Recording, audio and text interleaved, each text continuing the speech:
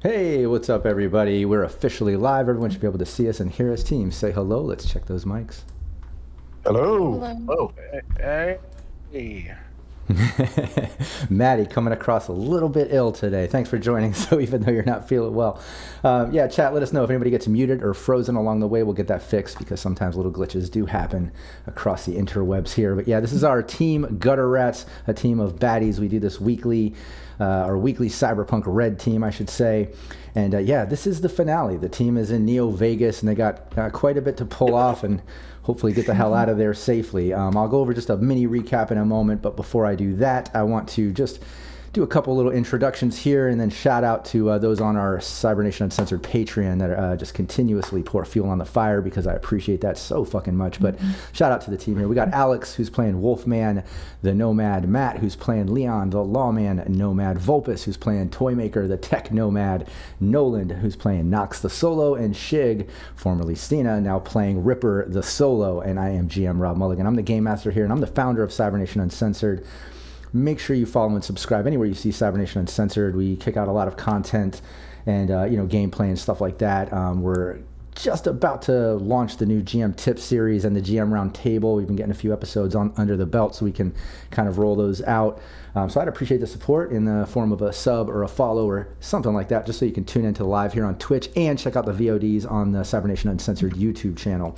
If you're not into any of those visuals and shit like that, we also go out to 30 plus podcast websites so you can listen in while at work, driving, all that good stuff.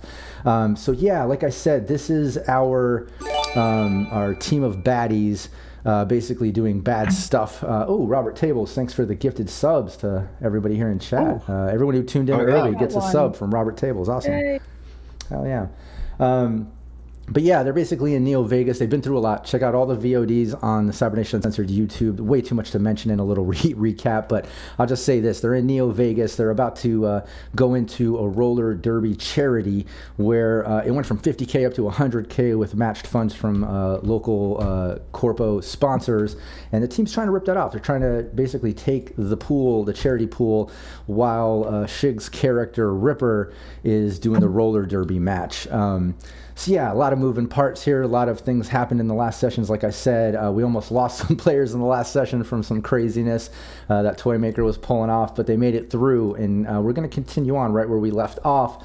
Before we dive in fully, I do want to shout out those supporters on Patreon that I mentioned earlier. Alex Maxwell, Nicholas, a.k.a. the King Square, Renegade 420, Anthony Rogers, The Land of Wolves, Terrafan, Rufio, rest in peace, brother, Brockenwitch, PWB here in chat too, Crack Horse I saw in chat as well, Ty, a.k.a. Tizer 46, and Insanity Tyrus, Vulpus Vox, Nolan North, Matty V, and Shig, our players here.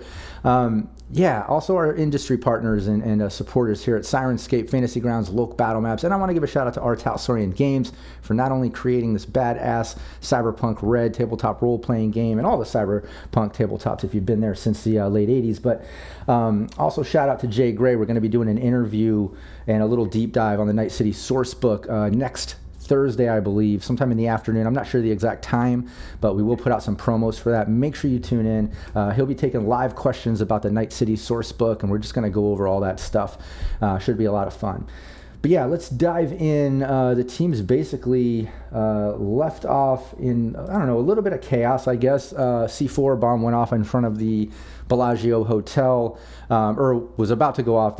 Security found it. Toymaker had to take off and run. Everybody just kind of had to take off and get the fuck out of Dodge. But yeah, security was taking it inside. Detective Leon shot that with a stun gun.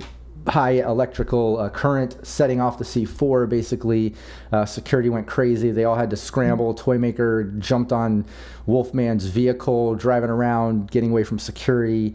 Detective Leon had to fire his way through windows in the pool area and basically dodge down an alley and just barely make it around a corner from security enough to jump into a nasty dumpster where he spent the night. I think, correct me if I'm wrong, Ripper and Knox went off with Codex, the netrunner that they recently had joined the team to help on this little escapade, an NPC that has now joined the team to help out. But they spent the night at her place in her apartment to kind of kick it. We did a little fade to black, but yeah, and then the Nomads, when they finally got out of there, I believe Toymaker went out back to Ripper Doc Donnie's to get a new face because they were definitely looking for him, and then they took off to the what was it, Snake Nation's Nomad camp right outside of Neo Vegas. They're in there for like some wedding and party and stuff, but they went and crashed out there. Am I correct with that recap? Did I miss anything that we should mention, or are we good to go? All right. That's about right to me. Yeah, sounds right. Let's get into it. Here's what I'm going to do. I'm going to set off the sounds on Sirenscape. We're going to put everybody out in the streets here. Let me lower the sirens a little bit and just make a couple adjustments. City sounds are going. We'll say it's late morning, early afternoon. Everyone kind of slept in. Probably Detective Leon in the most uncomfortable situations, considering he's in a nasty dumpster. But yeah, everyone's waking up. There's really no order to this. I'm going to ask the players to forget who they are and step into their characters as I switch that overlay. All that shit. And yeah, let's get started. Yeah, Detective Leon, you're waking up in this nasty dumpster. You can hear the city sounds going around. What are you doing? All right, so shake off the morning. Okay, that was fucked up. It's okay. Money's worth it. Started back. Gonna be good. Gotta blow this town. Reach into the pocket. Pull out and do a line of motivational juice off of a screen sheet covered in some kind of substance. Hop out of the dumpster. And then make my way to the Vendits to make my third tourist gray man outfit of the session. Nice, that's true. He has been switching outfits quite a bit here. Yeah, no problem. Get to that Vendit. You notice first thing is out front of the hotel, there's like construction going on, security and things. They're obviously fixing the interior where the explosion happened. There's a couple of reporters out there as well doing like little reports. People basically coming and going and everywhere. Just another fucking day, another disaster happened, no big deal. But yeah, you got a new outfit out of the Vendit and you're kind of posted up there. Let's go over to the Nomads. Y'all wake up in the camp. Hospitality was great as always. You're with family, but yeah, it's the next day. You got a mission to do. Both of you just woke up. What are you doing? Yeah, it's the Breakfast of Champions. Make sure that the loaner was fixed to specifications. But didn't put any. I doubt they would put anything unless they're technically family, but they're like the ginger cousins. That's right. So I say as a ginger cousin to my family, we're a weird sort. So he's got to make sure that didn't do anything untoward to the car. Yeah. What about Toymaker? You just posted up, getting the vehicle ready and stuff with Wolfman?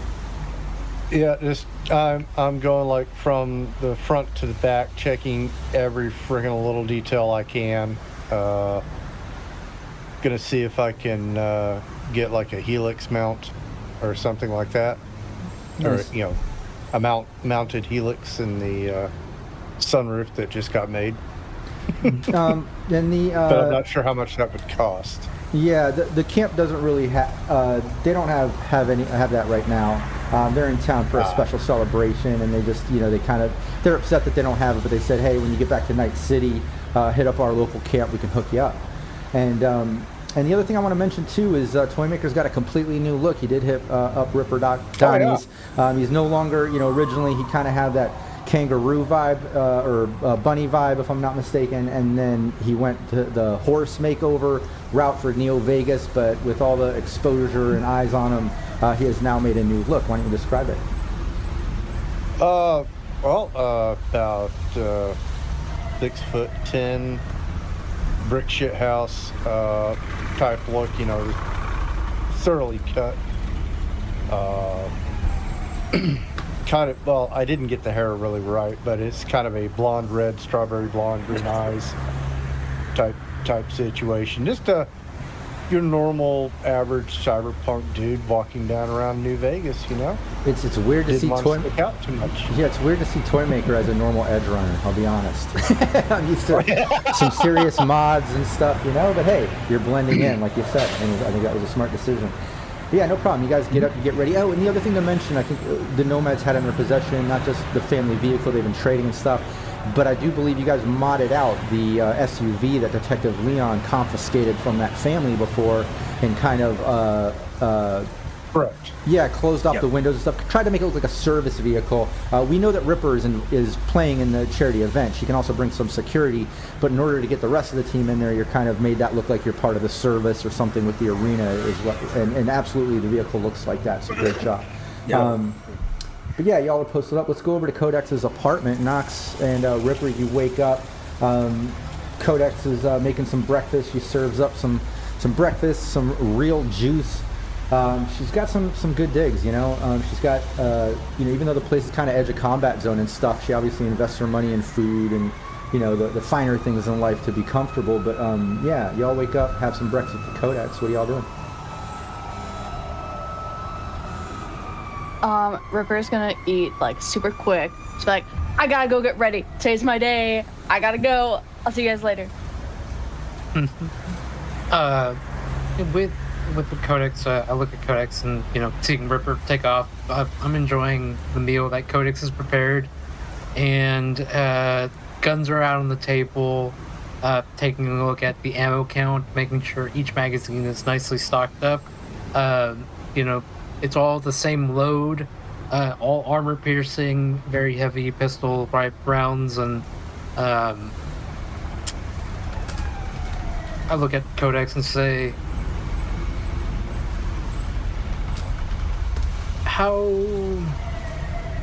what do you think of Ripper?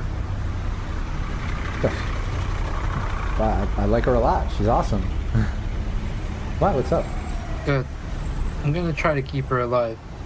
I like her a lot. No promises, though.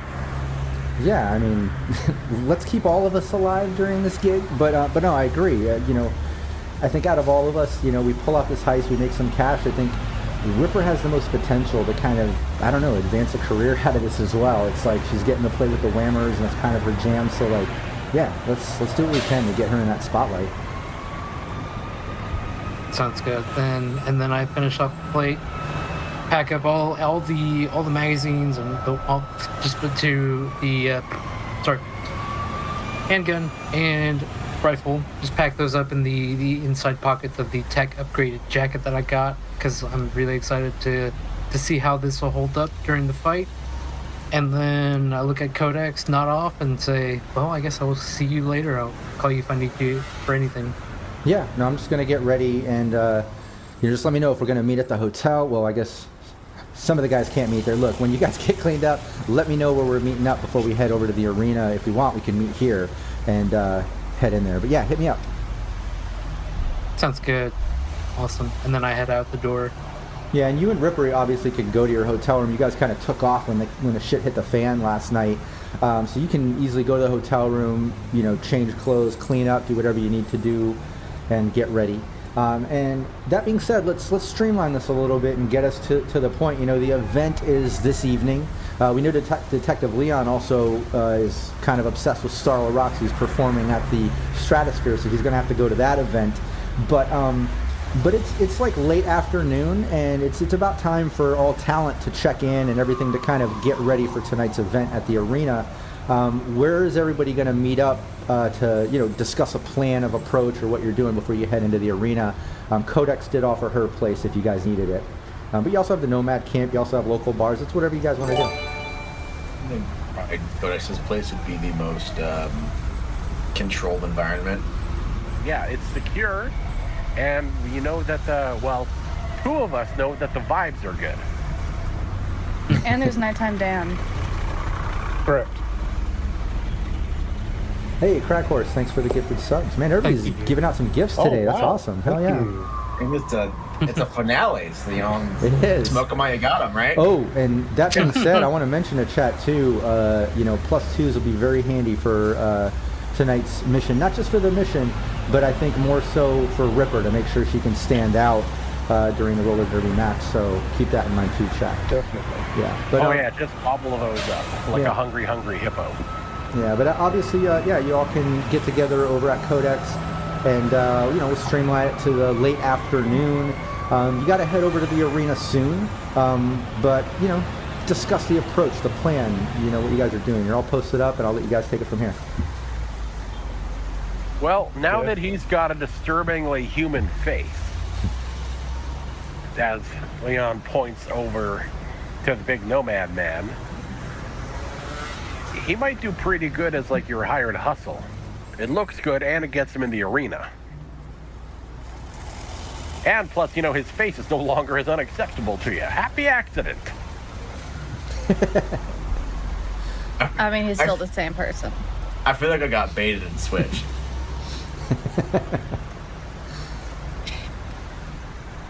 I mean, I was kind of expecting, admittedly, I figured he was going to be like a giant ape man, or they were just going to like shave stuff off, make him less Clydesdale, more Shetland, but that is the most white guy calendar ass looking face I've ever seen pulled off the Ripper docks.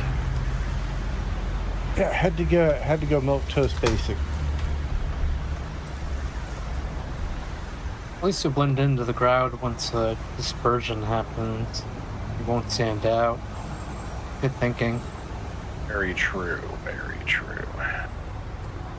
So, then, how quick do you think you can invent a little tech upgrade for a Ripper? Something in her shoe that goes off as she kicks somebody and explodes somebody's shin off? Well, I did have a consideration or the thought of taking a shock device and rigging it up to her boots. That way, when how they do that little power slide thing around the corner, she could just reach up and like kick them and give them a good little fucking jolt at the same time. Yeah, I like that. Look, and we streamlined a bit, so we can say like all afternoon before we got to this point, maybe you were working on something like that, and that wouldn't take that long or require that many resources. You could literally take a couple stun guns and disassemble and kind of work it into her pads or her shoes or whatever she's going to use her gear. Yeah, let's figure out what type of role. Let's do that fabrication or what's the upgrade one? Should be on your sheet in FG. Yeah, that's where I'm going to. Yeah. Action. I'll let you open it. I believe that one would be... Because we would treat it like an upgrade, you know? Yeah. Second, that's fabrication. Innovation is probably what it would fall under, though. Well, honestly, it would be like innovation fabrication and then put in, but I'm just trying to kind of streamline this, so I was going to go with kind of the typical, the typical weapons upgrade sort of thing, Yeah, I would do a weapons tech fabrication. Yeah, I like that. Let's just see what we got here. Uh-oh. Oh. So, well, no, that's just lost materials and time. Yeah, you end up shocking Ripper during the process and yourself. Hopefully I took the brunt of it. As if Ripper didn't already have disdain towards you, right?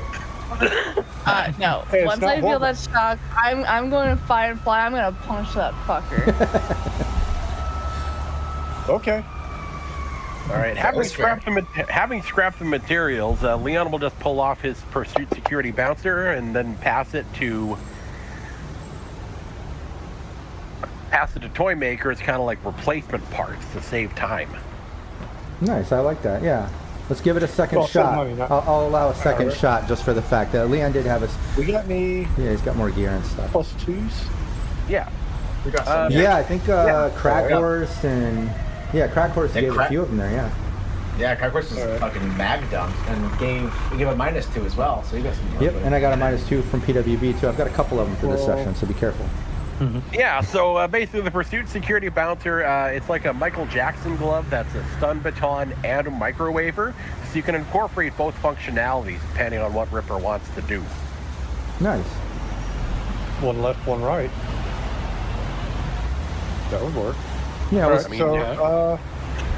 I only want, because I want her to succeed in the match. I'm only going to use one, so +2 there, and 3 from my luck, so that's 5 total. nice. All right. And Pursuit Security Bouncer is now deleted because it has been donated for parts. Nice. 16, Oh, nice. so that's 21. 21. Nice, yeah, it's a success. You end up getting that into Ripper's gear, so she's got the whole stun waiver aspect.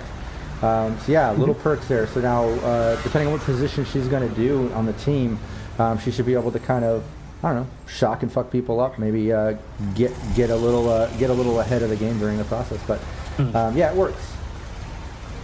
Well, the great thing is now is that she has the option of choosing between a stun, but just normal shocking the shit out of somebody, and a microwaver, which is always funny when you decide that, hey, nice cyberware you got. Be a shame if it started fucking up. Oh, big time. So yeah, while you do that and you're kind of getting things set, Codex kind of leans into the conversation. So what exactly is the plan here? Like, I know I'm going to get in there. I'm going to try to check for any environmental defenses. I'm going to try to check for control of the like doors, locks, alarms. You mentioned like maybe setting off all the alarms and causing like a chaotic moment for security. Yeah. We know that shit, like Ripper can get in there with security, like some of us, but then you guys modded that van too. Like we could try that angle, but like I don't know. How are we going to pull this off? How are we getting in there? What are we doing? Well, We I have think tickets. No, we, Yeah. I mean, well, no, without, no, we had tickets to the event yesterday, I recall.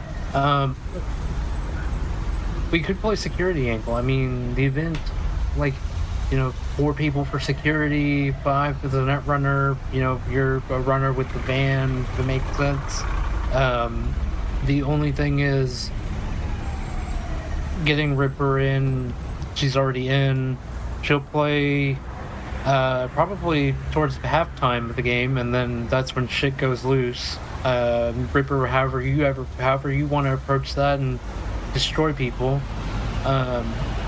Just how do you want to destroy people? Like, do you want to that be the key, or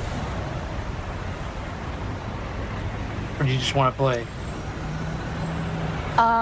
Okay, when you say destroy people, is there like a specific target in mind? I'm looking at Leon. well, I think the Or- idea is that you pull Is it off like the dirty free-for-all? hit.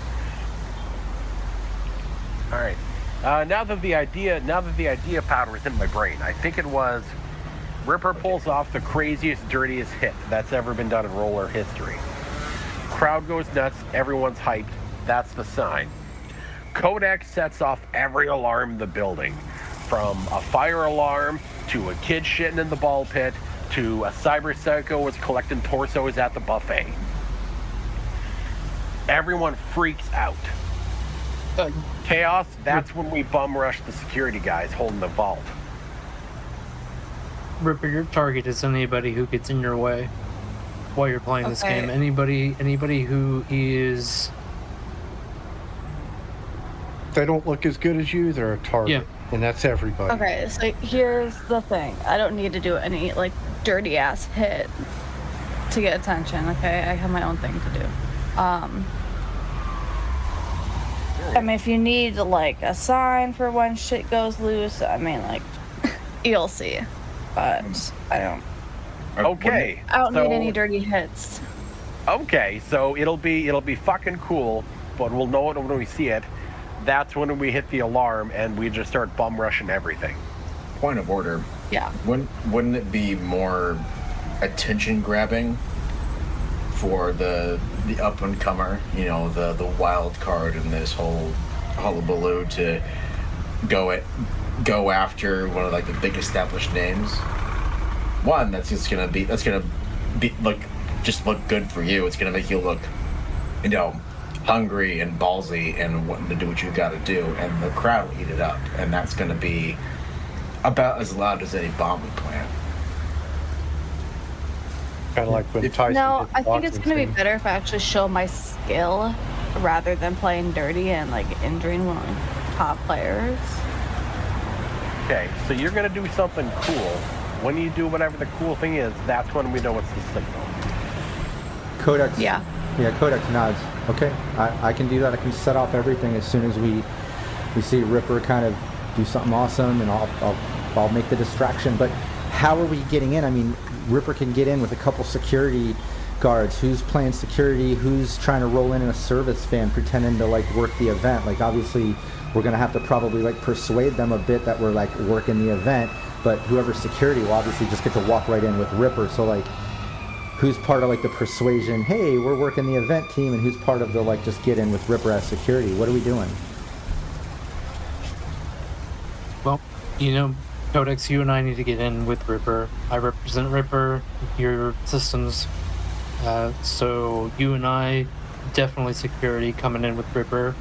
Okay. Then we have our two nomads. I look at, I still can't get over how you look. Fucking, God, fuck.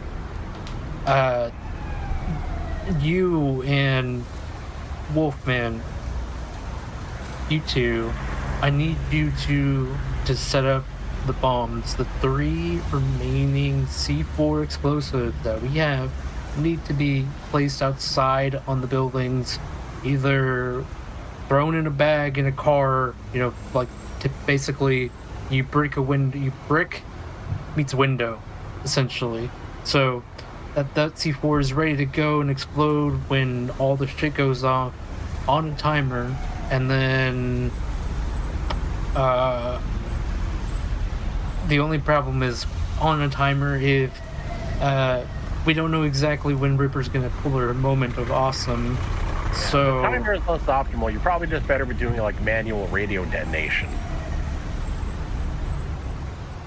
I think Toymaker could probably rig that, you know, with a simple maybe electronics tech check or something along those lines. It wouldn't necessarily need to do an event or fabricate or anything like that. You know, probably just hook up a timer, maybe some type of signal thing to the agent. But yeah, give me a Get some cyber Nokias, and we'll be good to go. yeah. That's just it, you know.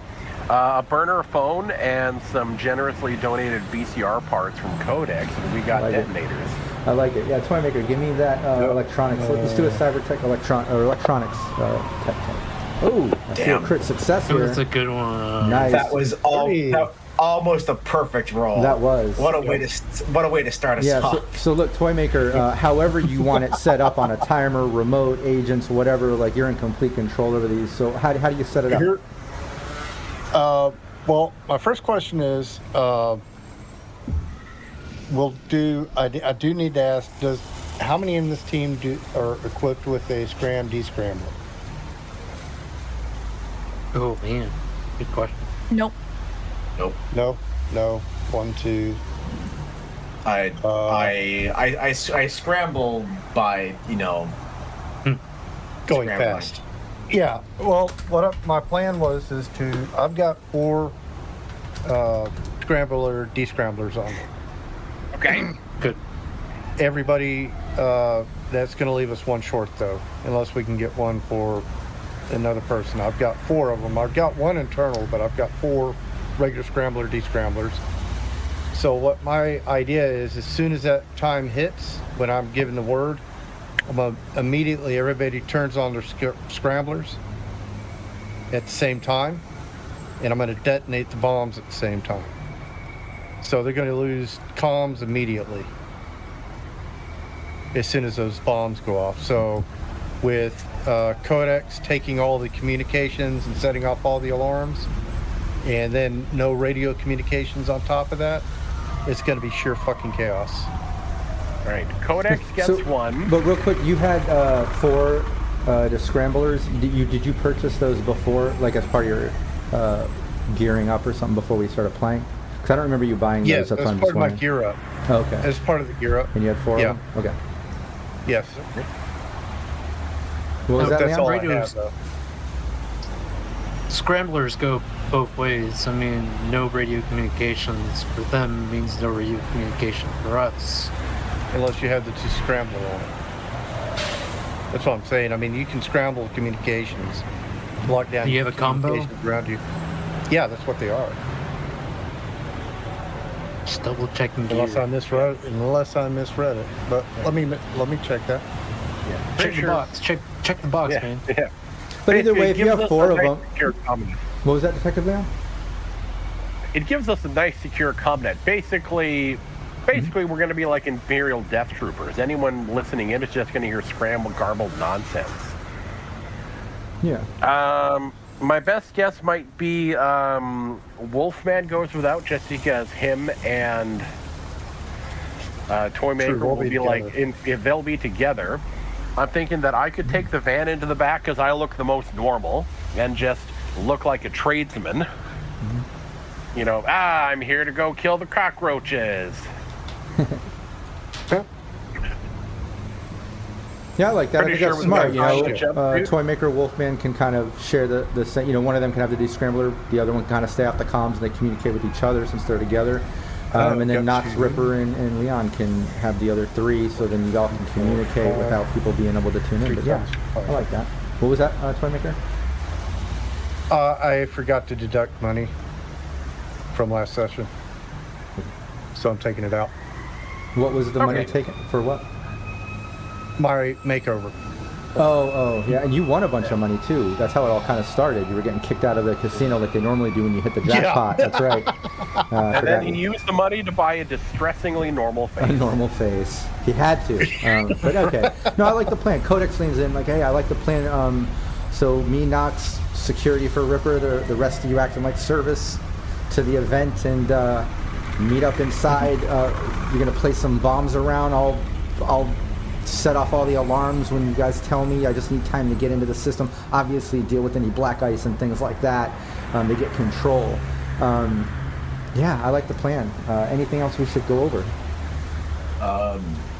In terms of the van, are we going with all one car, or we're gonna have one person driving getaway and then one person with the Snake Nation loaner for an interceptor when we have to boogie? Yeah, I think the van will likely slide into traffic better. So, like, you know, if you've got the interceptor ready to go, we can try and exfil in the van. And if that plan's fucked, then we've got your interceptor as, like, throw the money in there, go to ground. Well, the point of the interceptor is to intercept. So we're gonna need the storage space in that van and its ability to just blend the fuck in to vanish in the Vegas traffic. The interceptor, it's loud. It'll be Perfect. combative and obnoxious, obtrusive, very lethal. And so, if it comes down to a chase, I can run the interceptor, or Toymaker can. I guess technically you can. You can drive, I guess, Leon. But This is pissing Wolfman off. I can tell. He's like, I'm not driving. This is. Yeah. I'll probably take the van just because the interceptor will go way better in the hands of you guys.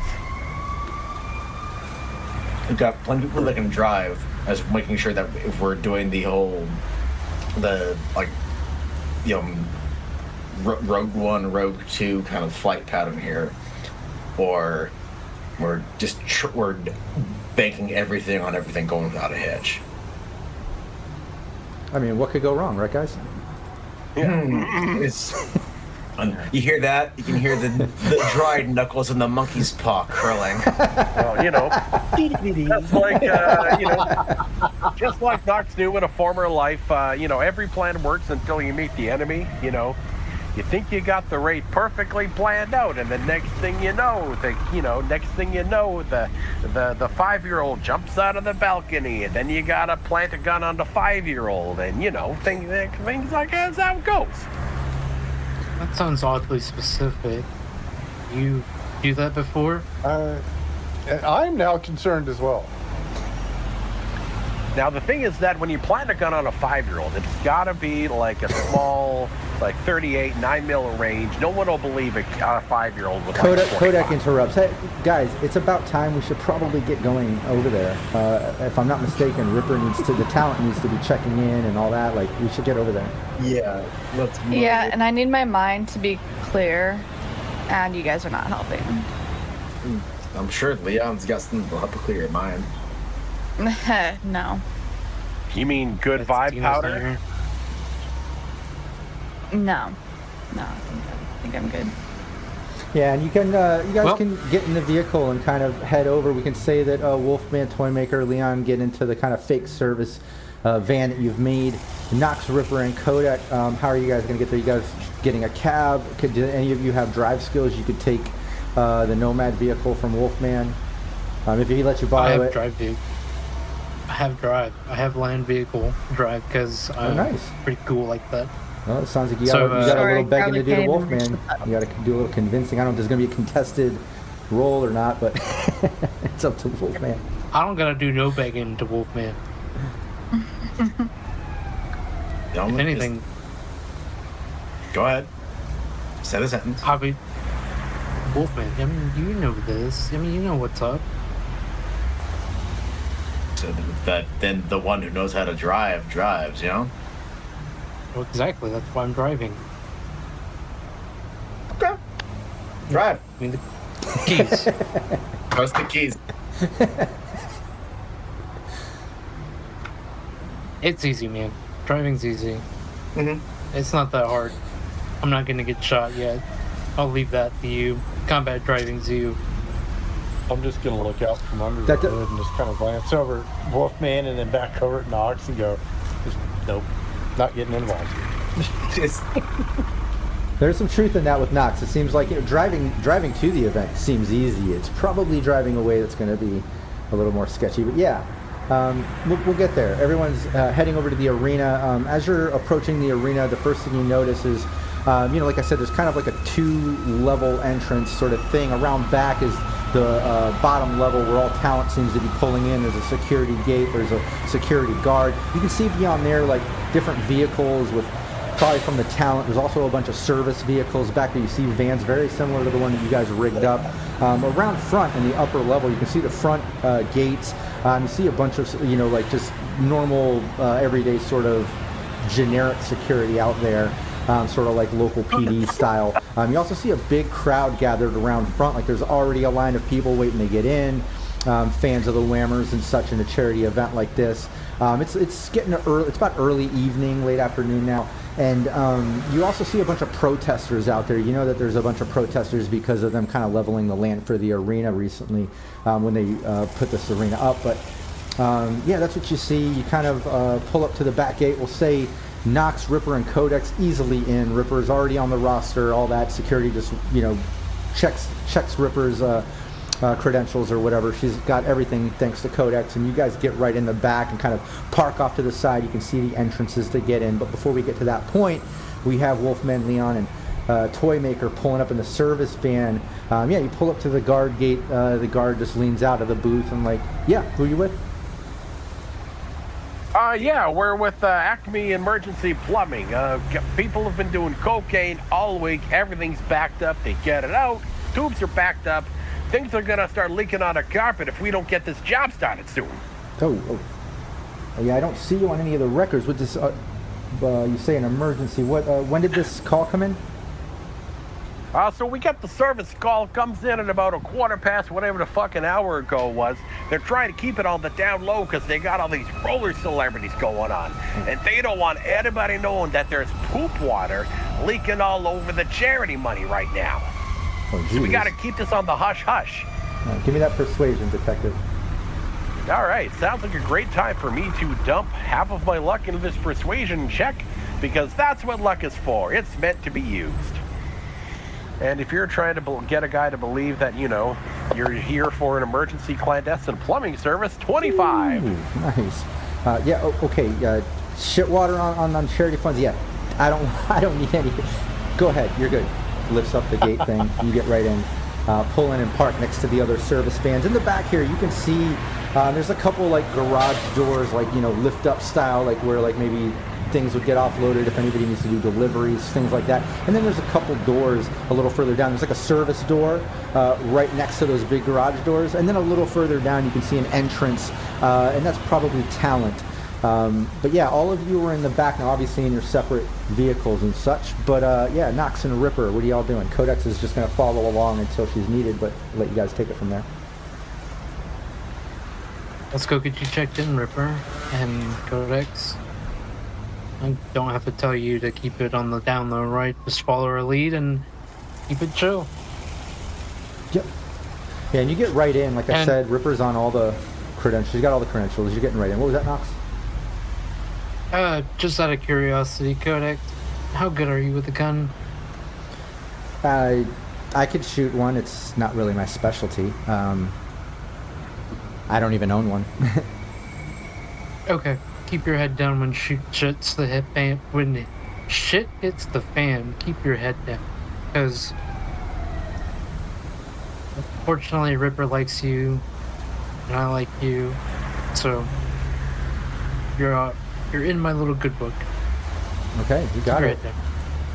Yeah, and you get in. Once you go in that back door, you see there's another little rent-a-cop, little Neo Vegas sort of PD posted up, just generic style. And you know, NVPD doesn't really do much as we did when we did that whole lore dump. And anybody that's curious, you can go to CybernationUncensored.com. I have a whole lore post about Neo Vegas that I made about all the locations, how things kind of run, and then we have a screen sheet there which kind of drove this mission. So check that out if you're interested, anybody. Feel free to use any of that stuff for your games. But yeah, you get in there and you get right in the back into talent, and you're basically see on this bottom level, it's a huge hallway that kind of wraps around the whole interior of the arena, where it goes all the way around. When you get in, you can clearly see over here there's a big double doors that's open, and there's kind of like a whole gymnasium like underneath the arena. With like a little mini arena thing, and you can see like the whammers in there and some of the charity people, and they're all practicing, exercising, stretching. It's kind of like a warm-up area. There's like showers, bathrooms, locker rooms, all that sort of stuff. Then there's like a few green rooms, and you can see like the whammers all have their own, and then there's like a big green room for all the charity players. You can see in there, there's like, buffets, some food, some water, things like that, kind of like a lounge area. No one's in there. Everyone's kind of in the gym area right now. And aside from that, you can see entrances that kind of like go up to the different sections of the arena, so you can get up to the different seating sections. And you also see an elevator lift that looks like it goes up to the announcer booth for the center of the arena there, or the roller derby rink. And yeah, you see some bathrooms back there. If there's anything specific you're looking for, you want to do, or whatever, yeah, what are you guys doing? I look at Codex, kind of look at Ripper. Lounge sounds like a good idea right now. Let's go meet and greet on our way there. Codex, can you look out for any access points, see if you can start the get in and see where you need to be? What do you think, Ripper? Yeah, I could lounge about for a bit.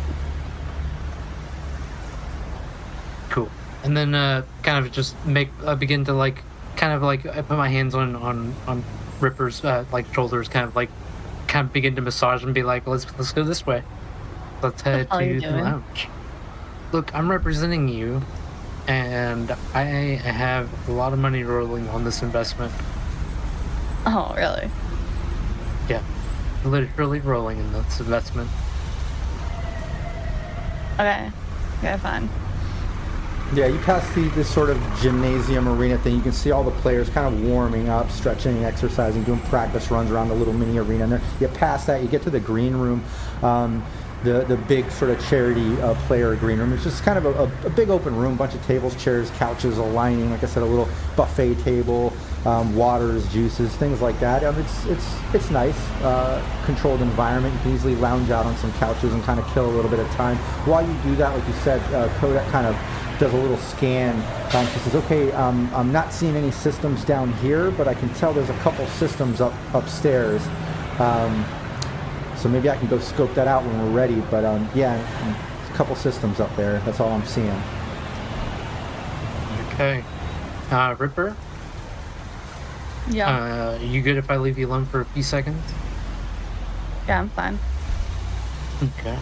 Codex, follow me. And then I grab 2 water bottles and kind of make my way towards a stairwell that would get us to the next level up. Yeah, sounds good. Wolfman, Detective Leon and Toymaker, you just parked the service vehicle. Leon's shit talk worked. What are y'all doing?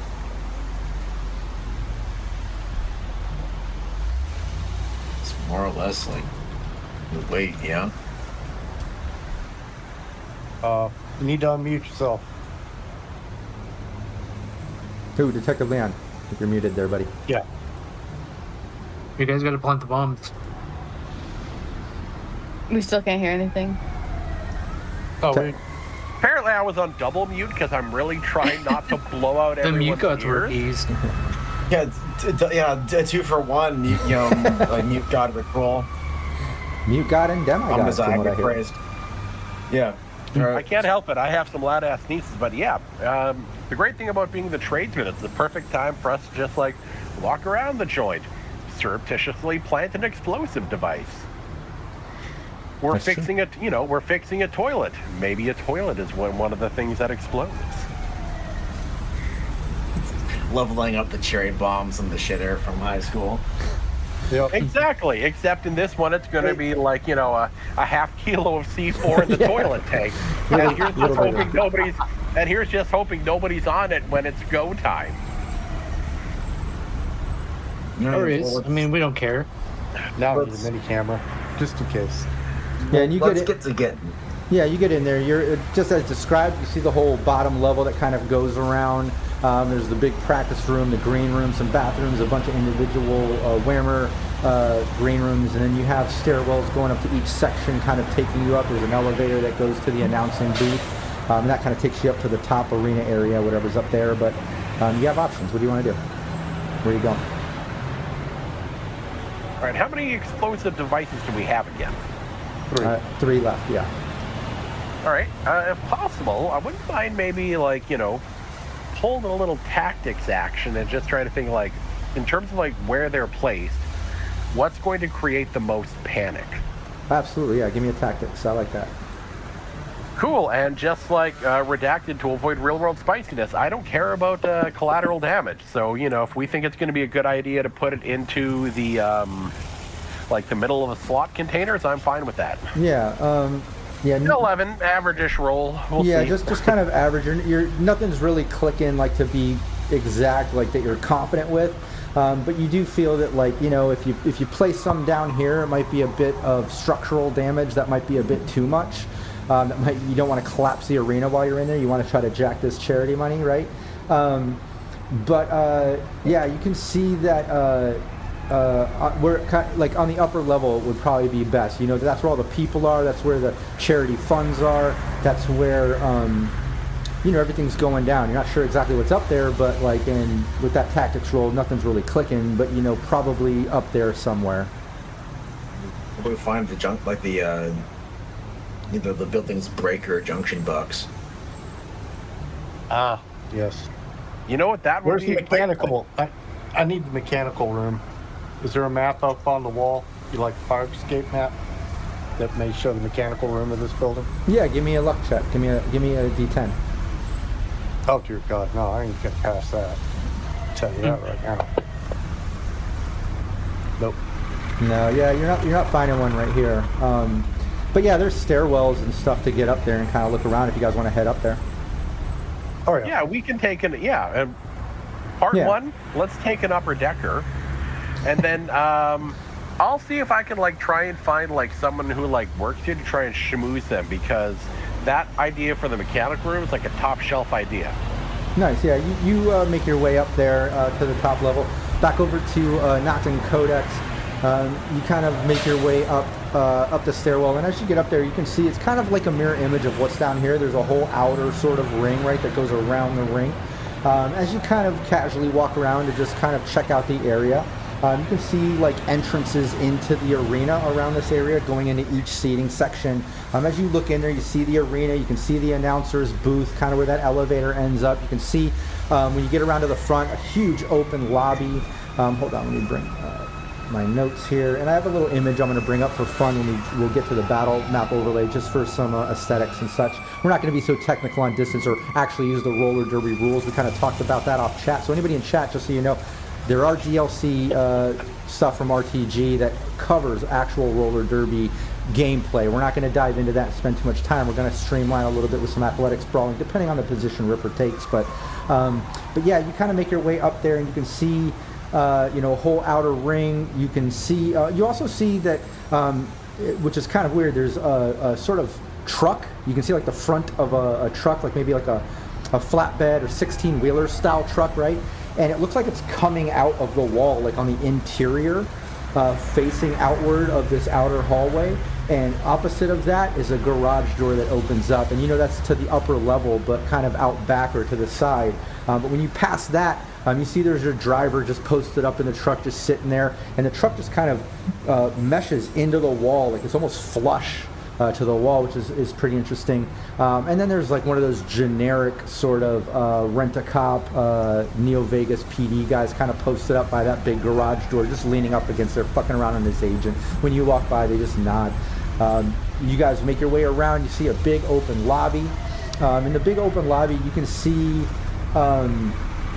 like synthetic trees. You can see decorations, neons, and holograms of all the sponsor affiliates and stuff.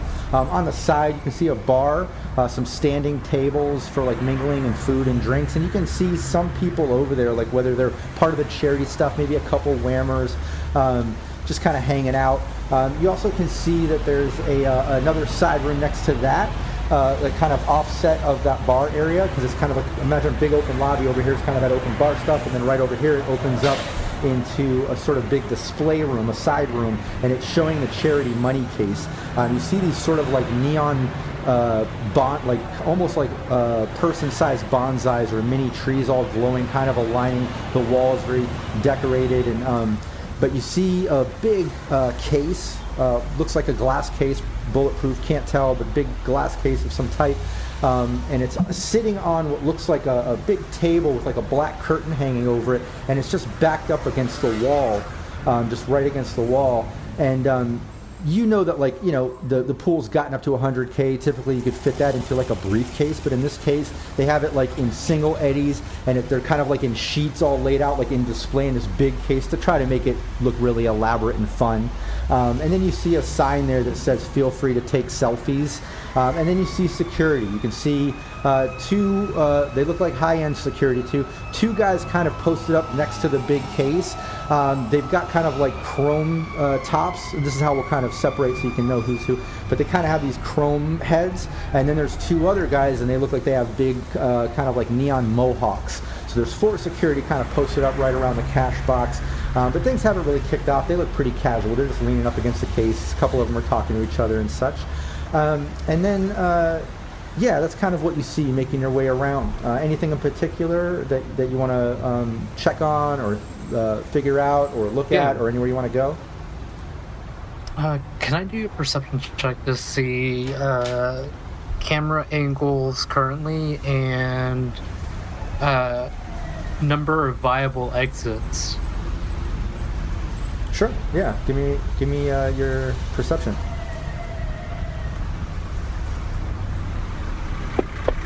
Goes. Nice. Yeah, you can see there are security cameras.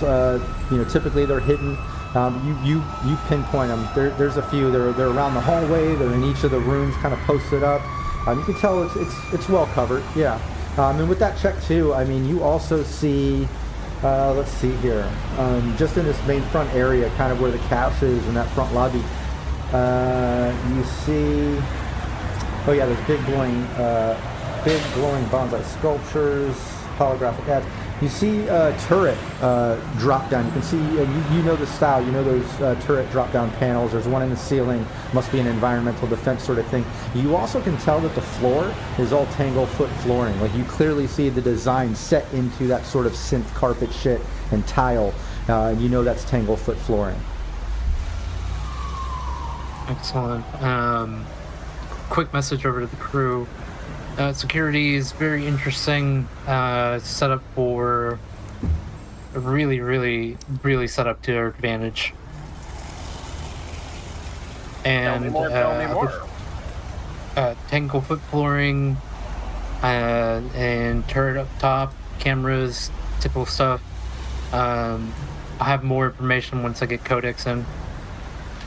Yeah, and you already see Codex kind of scanning and stuff. She's like, all right, I see a couple systems. I'll try to check them out here in a minute when I feel like we have a little more private, because there's not a lot of people in here, so you guys, everyone kind of sees each other. You know what I mean? Like everyone knows like you're either playing or working, so it's not a moment to fuck around yet. But probably when the doors open, you'll have the cover of the public and people. But while you do that and you look at that and Codex is scanning, what's Toymaker doing?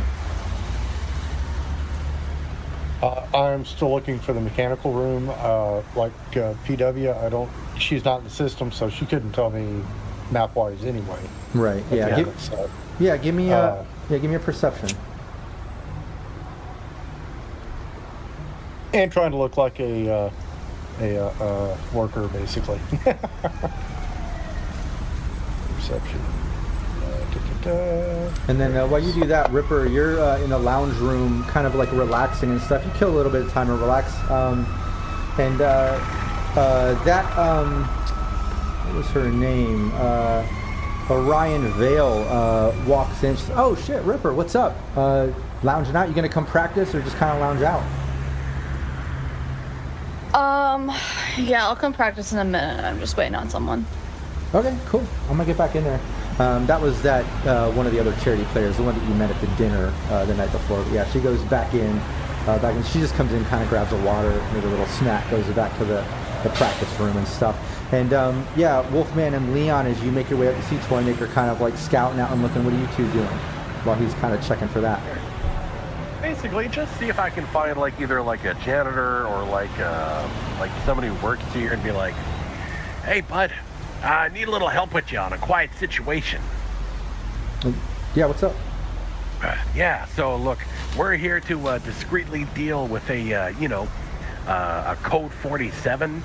That's where Henry, the really sad bassist from Samurai's, got like a joy toy somewhere, and we got to get him out. Anyways, you know where the mechanical room is? Normally we work at the Bellagio, but that place is all like locked up, and they do things all crazy, and I can't read this map.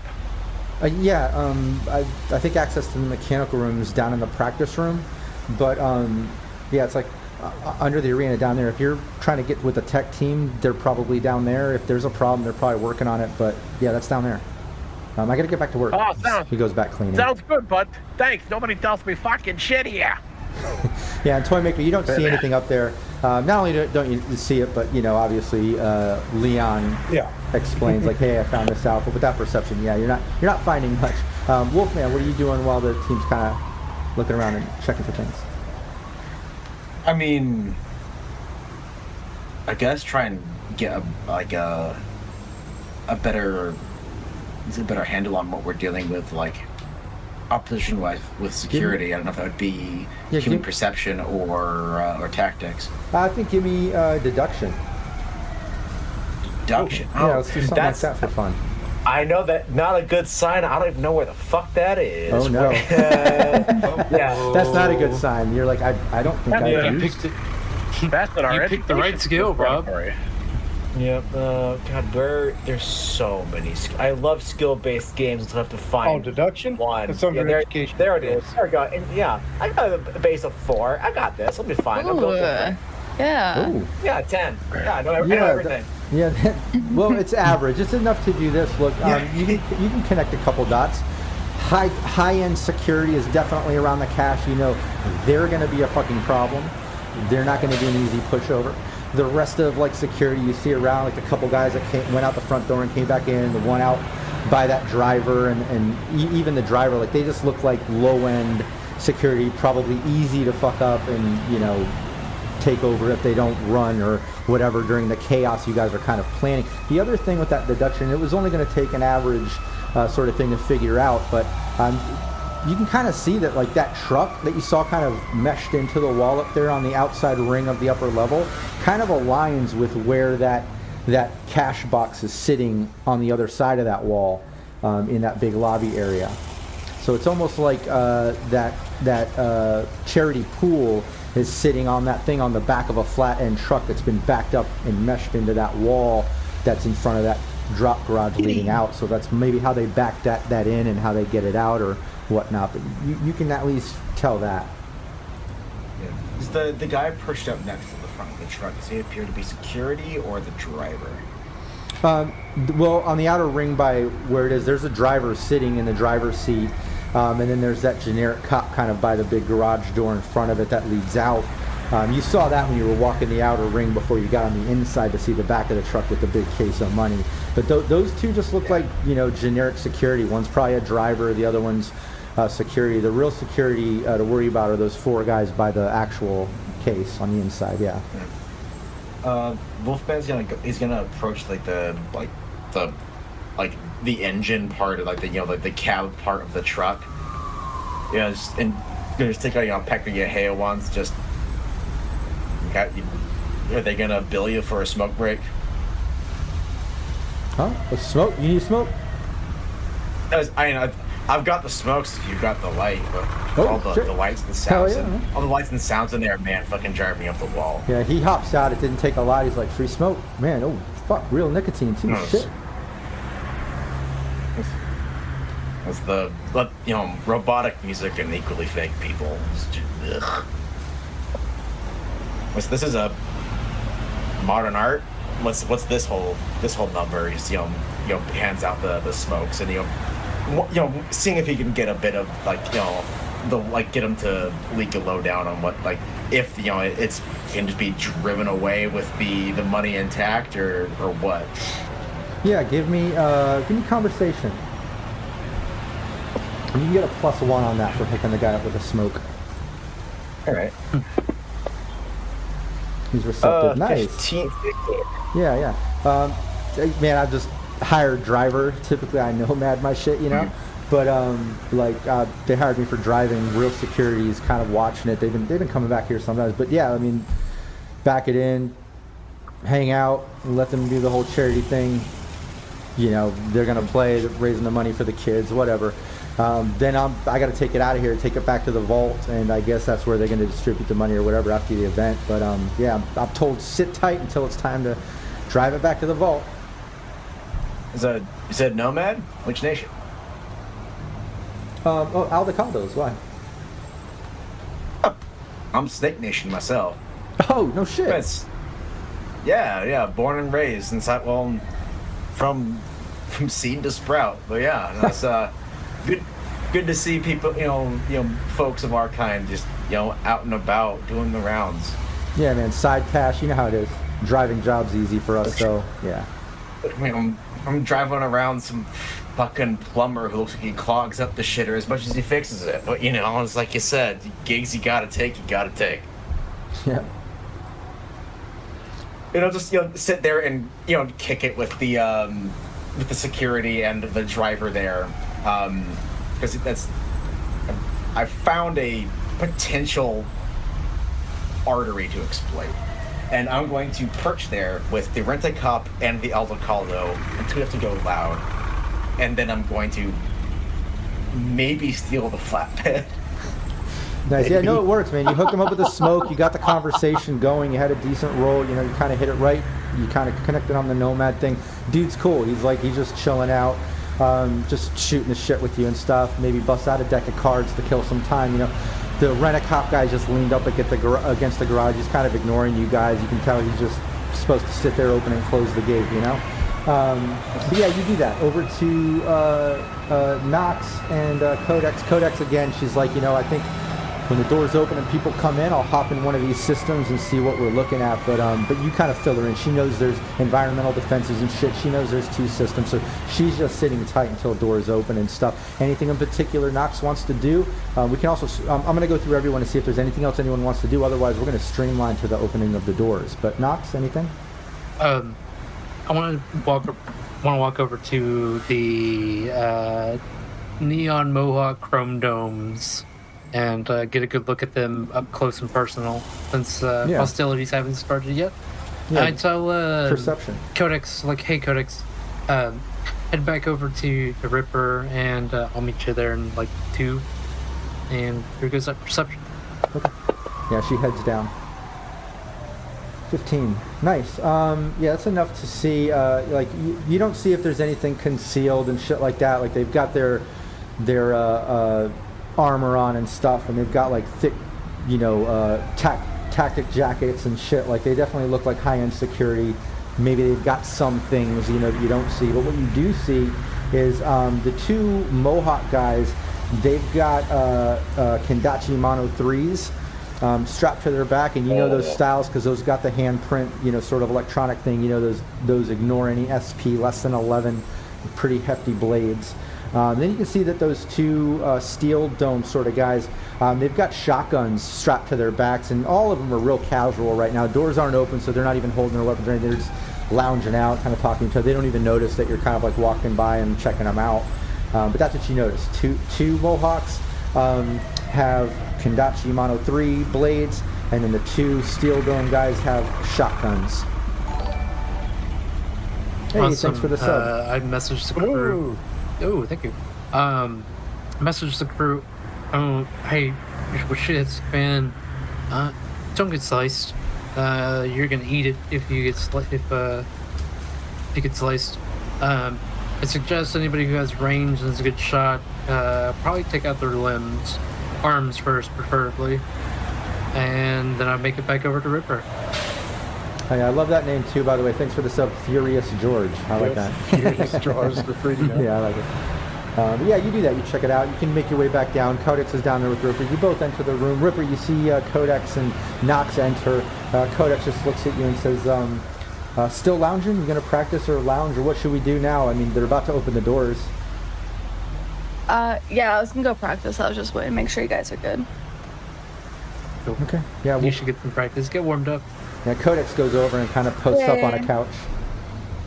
And yeah, you can go in there. You enter the big kind of practice room, and you see, like, you clearly know the Watson Whammers. Like, you're a roller derby girl, even though you're kind of a rookie coming up and trying to hopefully make a name for yourself here. Like, you know the famous teams and shit. You can see the Watson Whammers practicing and shit. You recognize all the star players and everything. Then you also see, like, the charity players of all the different age groups that kind of donated to get into this that you saw at the dinner the night before. Most of them are practicing, riding around the ring. Some are doing stretches over here. Some are hitting some exercise equipment. There's some bathrooms, other doors. You can see a technical room. You see a storage room off to the side. But everyone's kind of doing their own thing. What's Ripper going to do? I just want to kind of observe to see how athletic these people are. Nice. Yeah, give me a perception. In the meantime, I'm going to bring up, let's see, I'm going to try to bring up this roller derby image. Let's see if I've got it in here. 13. Yeah, you can, with the 13, you're able to pick up on, the fact that you can tell, like, the Watson Whammers know their shit. They're skilled. They're top star players. They're working the rink. They're skilled. They're pros for a reason. You can tell, like, the charity people, they need more practice. This is obviously like a paid sort of thing. You can tell they're here to, like, get to play with the stars and shit. But, like, you can tell, like, you're probably one of the few, if not the only one on the charity team that actually is, like, into fucking roller derby and shit. Like, you're probably one of the only, like, rockers for that sport. You know what I mean? Most of them are, like, influencers or paid by sponsors and shit like that for the charity. I do love that Ripper immediately decides, okay, I need to know who's an asset and who's an albatross right the fuck now. Yeah. Nice. I'm going to take us over to the battle overlay. There, we've got the little image there in FG. Can you all see it? Did it share right? Let me see. Nope. Didn't share for me. Okay, let me see if I can. Oh no. There we go. Is it there now? Ah. There we go. Okay, cool. Just a little visual. Like I said, I had this thanks to Maddie, Detective Leon, providing the map or whatnot for the roller derby. We're not going to get so technical with it. It's just there for style to kind of set a mood. But before we get into that, there is something I want to go over. Is Ripper with a roller derby team, and this has to do with your skills, right? So I want you to kind of think about either brawling or athletics and your move skill and where your strength is, because on a roller derby team, you have some options. You can be a jammer, which is basically... Oh, she's a jammer. Okay. She's a jammer for sure. Okay, so you're more on the offensive power. So more brawling is going to be your thing with the occasional athletics. You're not worried about hauling ass like a rabbit. Okay, yeah. Because Well, the jammer's the point scorer, so I got sneak. Well, preview in this case, spoilers. there's jammers, the offensive power of the squad. Jammers escape through the opposition squad's defenses, and with their hold on one second. With their goal of tagging their rabbit, each squad fields 2 jammers. Blockers are obviously they're blocking the rabbits against jammers and stuff, and then the rabbits are the living target. They're the ones that wear the sensor equipment that try not to get tagged. They're trying to score the points. So blockers and jammers are more going to lean into like brawling with a touch of athletics, whereas rabbits are good if you have like a really high move stat and athletics and endurance. Okay, then I'll do rabbit. Okay, cool. Different. Yeah. Well, knowing the makeup of your team would probably make sense. No one's going to expect the charity team rabbit to have like a tight elbow. Yeah, no, and not only that, but also being the fact you're kind of probably the only one here that actually is into like roller derby as a rocker and stuff, you easily convince them that you should be in that position. Like they're all kind of practicing and shit like that. You get that position. You'll be the rabbit. But yeah, what do you want to do now? Okay, I want to get the whole team together. Team meeting. Yep, they gather Your up. bad news bears inspiration speech. Okay, does anyone know like any rules on roller derby? Yeah, I mean we know the rules. I don't know if I believe that. A couple of them laugh. Okay. I know some of y'all are just here to be here. No, I'm here to win, so we're gonna win. Okay. Okay. Yeah, a couple of the older ones are like, well, okay, we'll do our best, and a couple of the other younger ones and others like, well, we're really here for the attention, but like, girl, if you want to try to take that stake, you could go for it against Look, the Whammers. if we're gonna win, we're gonna get so much attention. Okay, it's a win-win. Okay. You can tell they're We kind of want nervous. attention, Like, we gotta get the shit together. yeah, you can tell like the mood went from like, you know, they're all kind of like treating it like casual fun. They get to play with the Whammers, and now they're like, oh shit, like we're taking this serious. Okay. Like you can tell they're a little nervous. Oh god. I don't know how to calm down a crowd. Okay, look, don't be such a pussy, okay? It's gonna be fine. You just gotta block the others and let me get through, and then we'll win. And then do some cool shit, okay? Okay. Yeah, give me a persuasion. Do I have even good persuasion? This would be a cool time for you to just start gobbling up all of those +2s. Oh, I'm saving that. I'm good with persuasion. Nice. 14. Yeah, good enough. Yeah, you get a majority of them to calm down, and like you hear a couple of them talking like, look, I'm just gonna do my best and let that girl fucking take the lead. She's the rabbit. Let her go. Like, okay, cool. Like you can tell like they feel your confidence. And at that moment, we'll say that Toy Maker, who was it? Toy Maker and Detective Leon. You guys were heading down into there in the practice room to check for that technical room or whatever, right? Yeah. First, plant a bathroom and plant a bathroom bomb. Oh, that's right. Okay. Yeah, and that's easy. Look, you find a bathroom. Yeah, up in the upper kind of ring. Are you hitting different bathrooms? Are you spread around? Are you putting them all in one bathroom? What's the plan? You have 3 of them. We have 3 we have 3 detonations. So I'm thinking 1, we make the most upper decker that's ever been laid in a Vegas bathroom. Second one, everyone knows maybe what a real else. upper decker is, right? Why am I the only one laughing? Am I just that immature? All right, go on. I Go on, know what Maddie. it is. Okay, go, Maddie. I was not listening. I have no idea. An upper decker, it's when you remove the top of a toilet and take a shit in the back part that flushes, so that when the people go and flush, shit water comes out of the toilet. It's so stupid, but go on. Maddie, the worst upper decker ever with the C4. Go for it. Exactly. So we're taking an upper decker, except people will die. Maybe surreptitiously plant one in like the coin return of one of the slot machines, like deep in there. And then the last one is for the mechanical room, which I figure we'll make our way to. Just either looking for signage or people we can schmooze. Yeah, no problem. As soon as we locate the room, we don't want to go into it until Codex has control of the cameras. Yeah, so because that place is going to be surveilled. Right, so you're going to place one in a bathroom, upper decker. That one's easy. You go use the bathroom, you slip it in there, no one's even paying attention. What was the second one? other than the tech room? Well, I was thinking in like maybe like inside one of the slot machines, but that might be a little bit harder to access. Yeah, I mean, but you could do it. You could put one like behind a slot machine, or kind of, remove a side panel and try to do. You could do something like that, but I'm going to need a stealth for that one. It's not going to be difficult. Like I said, everyone's kind of lounging. The doors haven't opened. No one's on high alert or anything. Everyone thinks everyone that's here should be here and works here, but it is going to take a little bit. So give me that stealth. All right, I'm going to put 2 luck into this bad boy. The luck that maybe I should save later for, like, dodging bullets. But on the other hand, preparation is its own kind of luck. Yeah, that's true. Very true.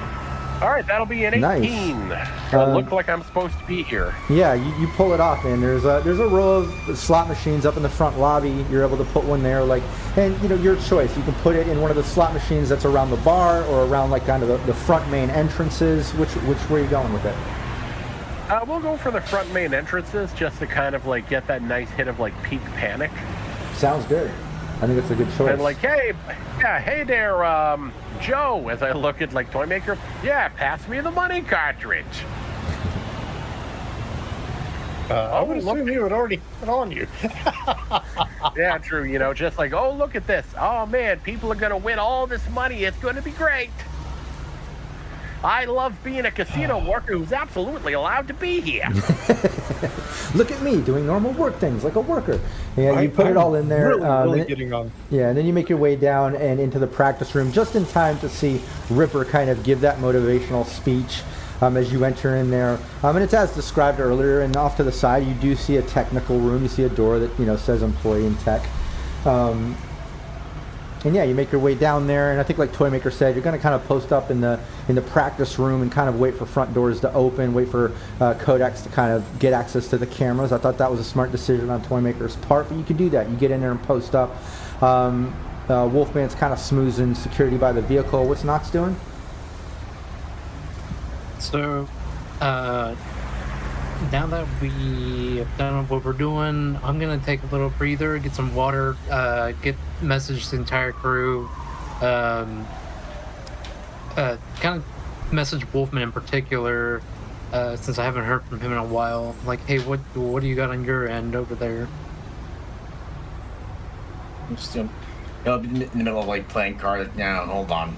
So those respond as additional options. Still casing it. Yeah, you said you might have found the truck that brought the money here. Do you know? 2 questions. Do you know how they got the money off and on the truck? Second question, are you forklift certified? I don't think. Wolfman said explicitly, like over comms, that he found the motherload truck. Oh, but never mind. Yeah, because he's the thing of like, like if she hits the fan, like I can just take it. But it comes down to either lowering the guard of the Alta Caldo and or the security guard enough to where they can be promptly eliminated when she hits the fan, or eliminate the guard and just grab the Alta Caldo like, hey man, like nomad, ride or die, I got one more of us, you wanna fucking go? And yeah, and just see what happens. Guys, like casing another angle, and that'll be his technical back. Excellent. So, just so we're all on the same page, clear as mud. Plan is once Ripper does her amazingness, alarms go off as Codex has been in the system, and then bombs go off, chaos ensues. If the van, Nox is thinking like in her messaging, it's like bot command messaging. If the shit hits the fan, that van is gonna get, or that truck is gonna get moved. Wolfman, best opportunity is to stay with it. I'll make my way towards towards you. Once shit hits the fan, Ripper, protect Codex at all costs, and Detective Leon and good old toy maker. You guys can figure it out, right? Yeah, we'll start immediately heading towards the cache, and that's also where we'll likely need you as well. More bodies on the cache. Our boy Wolf Boy can probably take care of the truck thing by his own, but we'll definitely want you helping us either zero or bum rush as many of those security guys as possible. Okay, awesome. I think clear as mud, right? We've got enough of a plan that it's flexible depending on what happens. Yeah, and I think this would be a good point to take our 5-minute bio break right before the doors open to the public and things begin. I also want to mention that PWB kind of missed that earlier about the money pool. Yeah, 100K, like, you know, you could fit that into a briefcase, but in this case it's all singles, and it's in this big lit up display glass case where it's like sheets of money, and it's just kind of like all hanging and displayed to make it big and elaborate for people to take selfies and make it look like, you know, something big and elaborate. But like I said, we'll be right back. We're just going to take a 5-minute bio break. Don't anybody go anywhere. Our mics will be hot in case the team wants to talk more plans or the chat wants to contribute ideas. We'll be right back. All right. $20 says that the money, the eddies, have dye packs on them. Well, fortunately, we've got a tech who either knows how to disable them or how to literally launder the money. All right, I'm going to go put some more Dayquil into my system. It is cyberpunk. I wouldn't put it past these guards to have it deploy automatically, even without a tech. Or, you know, maybe it's also 2045. Like, this is like the era of this is like post-nuclear scarcity. So, like, it's a coin toss. It's like, the eddies is everything being done. Especially if it's paper. Even like 2077, it's raw paper eddies is generally untraceable. Yeah, but it's the thing of like who the fuck knows. That is, I guess, to a level of like you're playing D&D, you go from like one nation to another to spend your gold. I'm like, this isn't the right mint of gold. Like, what? Which I have done. My place that they wanted give me like a gritty, realistic game. Like, all right, cool. It's all like black powder and even blacker magic. But you go to the different nation and your coin is the wrong mint. You're gonna get locked up for being from an enemy nation or some shit. Like, yeah. Oh, you got a license for that? Yeah, you got a license for that, Aquabus? Oh shit. Yeah, it's everyone wants things to be like all gritty and realistic, like Game of Thrones, until they realize that actually realistic is just dog shit. True. I have not played Delta Green. I own Delta Green digitally, and I have dug into some of the books. I do like it, but I do want to check it out one day. I will be right back though. Yeah, the Delta Green is another one of those on my either play or run. Someone who deeply loves Lovecraftian and shit, and also like Men in Black. I also love that like Delta Green. For those who don't know, we look at the character sheets, and the sheets straight up look like a government tax form. It's so funny. It's so good. But yeah, having that run either by someone who knows how to run it, or if I were to run it, like either way, like that'd be a good one. Like, it'd be fun. Yeah, and because it was after college, I had a lofty idea to run a massive meta campaign of Call of Cthulhu with my friends. It was what I called the Great Cycle, and I had compiled every major adventure from Mask of Nyarlathotep, which was like the prologue there is like 1920, and then going all the way into the modern, and even then like pick this up like in pick this project back up into like COVID when I had nothing fucking else better to do. So it was a little like 100-year timeline from 1920 to 2020, interweaving all the various like Call of Cthulhu adventures. Like, oh, this would be so dope. And my D&D player base like, yeah, I'll give it a shot. I even run at Pulp, and they pussy out in the first the first chapter. of the Peru segment of Massive Man of the Tip. It's like, God, you're so weak. You don't have Fireball, bitch. But one of these days, though, it's such a fun system. It's so I deadly. want to run an I've never heard of it. Like Call of Cthulhu system. Oh, I thought you were still talking about Delta Green. Delta Green is just Call of Cthulhu, but done okay. like Vietnam and afterwards, so like modern. Oh, okay. Yeah, no, I know what Call of Cthulhu is. I'm not that stupid. I've got. What you stupid.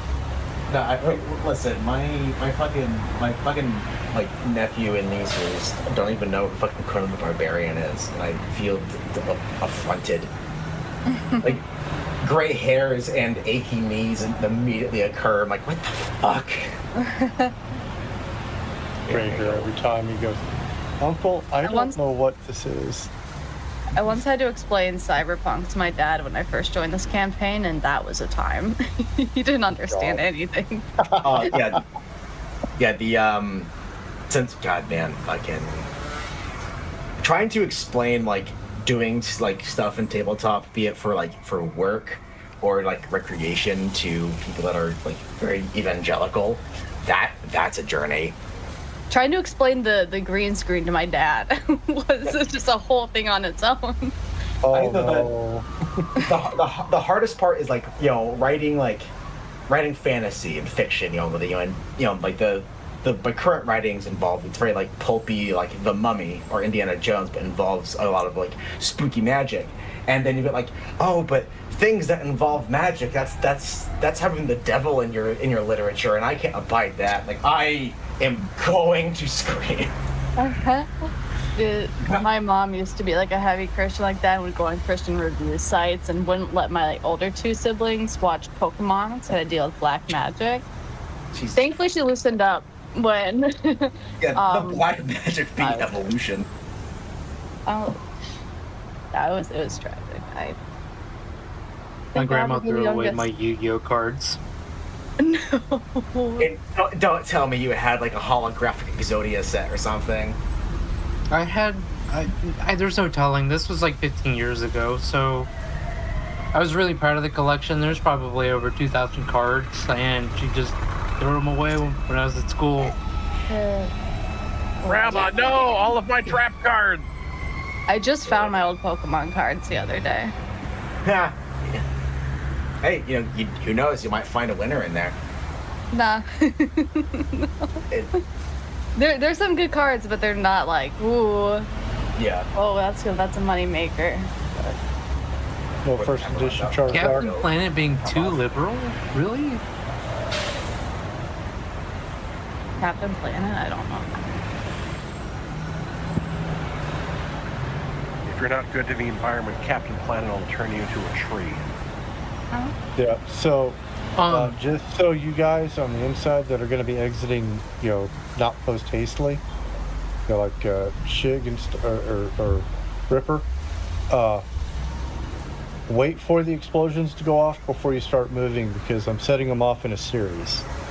Basically, I'm going to try to herd all the people to the front, then set off the casino machines, and then herd them all to the back, and then set off the bomb in the back, and then herd them all to the front. Maximum chaos. Correct. But, you know, Ripper should be safe on court, if I'm understanding layout correctly. Yeah. And Ripper just has to look like, oh no, I'm supposed to be here. They're ruining my match. Right, right. I mean, this also means that if we all get murdered, Ripper skates away unscathed. Correct. Well, why would I get murdered? True, you're just in with the crowd. Yeah, I mean, I came in as security for Ripper, so I'm not getting murdered. I'm a non-com. I mean, I'm an engineer, dude. Mm-hmm. Yep. I don't shoot shit. We just look like normal people. We're supposed to be here. In fact, we were here. We were already here. Oh, thank you, Peter. So those guys aren't bored out at all? Yeah, with his new normal. They more than likely they are probably borged out, considering the fact that they have a chrome dome replacement. Like they have literal, the way I heard it is literal chrome on their domes. Oh yeah, I've seen those implanted. Yeah, they've ideally they've been to some therapy. But yeah, It's overrated. but I do appreciate Nox's survival strategy of we're just normal men. Well, y'all are normal men. Hey. Nox is a woman. PWB, thanks for gifting out those subs. Man, today everyone's gifting out subs left and right. This is awesome. Great finale. I know. Another slot of them. Love it.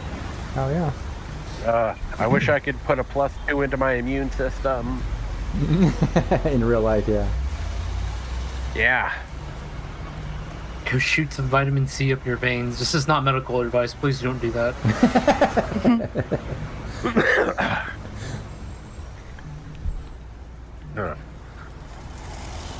Maybe I'll check with my medical friends, and by my medical friends I mean my wife, who had to learn too much shit to survive a chronic illness. And when all else fails, we'll also sometimes message a vet technician. I need to get a call from my Aunt Petunia in the middle of the job. Are you keeping yourself fed?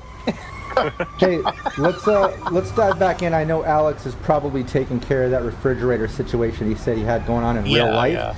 But the fact that Wolfman is posted Is that what kids up, call it nowadays? Yeah, that is what the kids are calling it these days. But no, since he's posted up playing cards with security, we can kind of go around everyone else and get things in motion. Hopefully he'll be back by the time anything really matters. You know what I mean?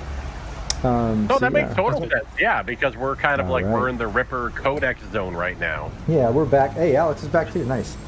Yeah, that's perfect timing. Yeah. Speak of the devil, I'm the fear. So first off, yeah, doors are about to open and stuff. Everyone's kind of check out the different areas. You place the C4. Nox is with Codex. Codex is about to try to get into a system once people come in. Toymaker Detective Leon are down in the practice room where Ripper just kind of gave her motivational speech to the charity team. Everyone's kind of practicing and hanging out. Yeah, and Wolfman posted up playing some cards with security. First off, what's Ripper doing now? You did the motivational speech. Everyone's into it. They kind of went back doing their things. Some are practicing, some stretching, doing their things and whatever, getting ready for the game. What's Ripper doing? I'm sorry, I like how you call it a motivational speech when I told everyone not to be a pussy. Like that. Hey. Very motivation. It is. It's a motivational speech. Yeah. I need to find. Sometimes that's what they look like. Yeah. Yeah, but is Ripper doing some practicing? The strongest looking player here. Nice. On your team or on Whammers? On our team, yeah. Yeah, on your team. Yeah, you find. Let's look at the roster real quick. Got it here. We'll say that maybe. Either Orion Vale, who you've been talking to, she's been pretty awesome. Kind of one of the younger players, probably more active. But there's also a Kai, Neon Sterling. He's in his mid-30s. He's a top-rated influencer, virtual pop sensation with 47 million followers across the net. But he looks pretty physically fit. He's kind of a pop star, a bit of a rocker influencer or whatever, but he looks pretty physically fit compared to the others that obviously are here for charity and corporal placement and shit. Okay. All right, I'll go over to him. Like, hey, I need your help with something. You got it. What's up?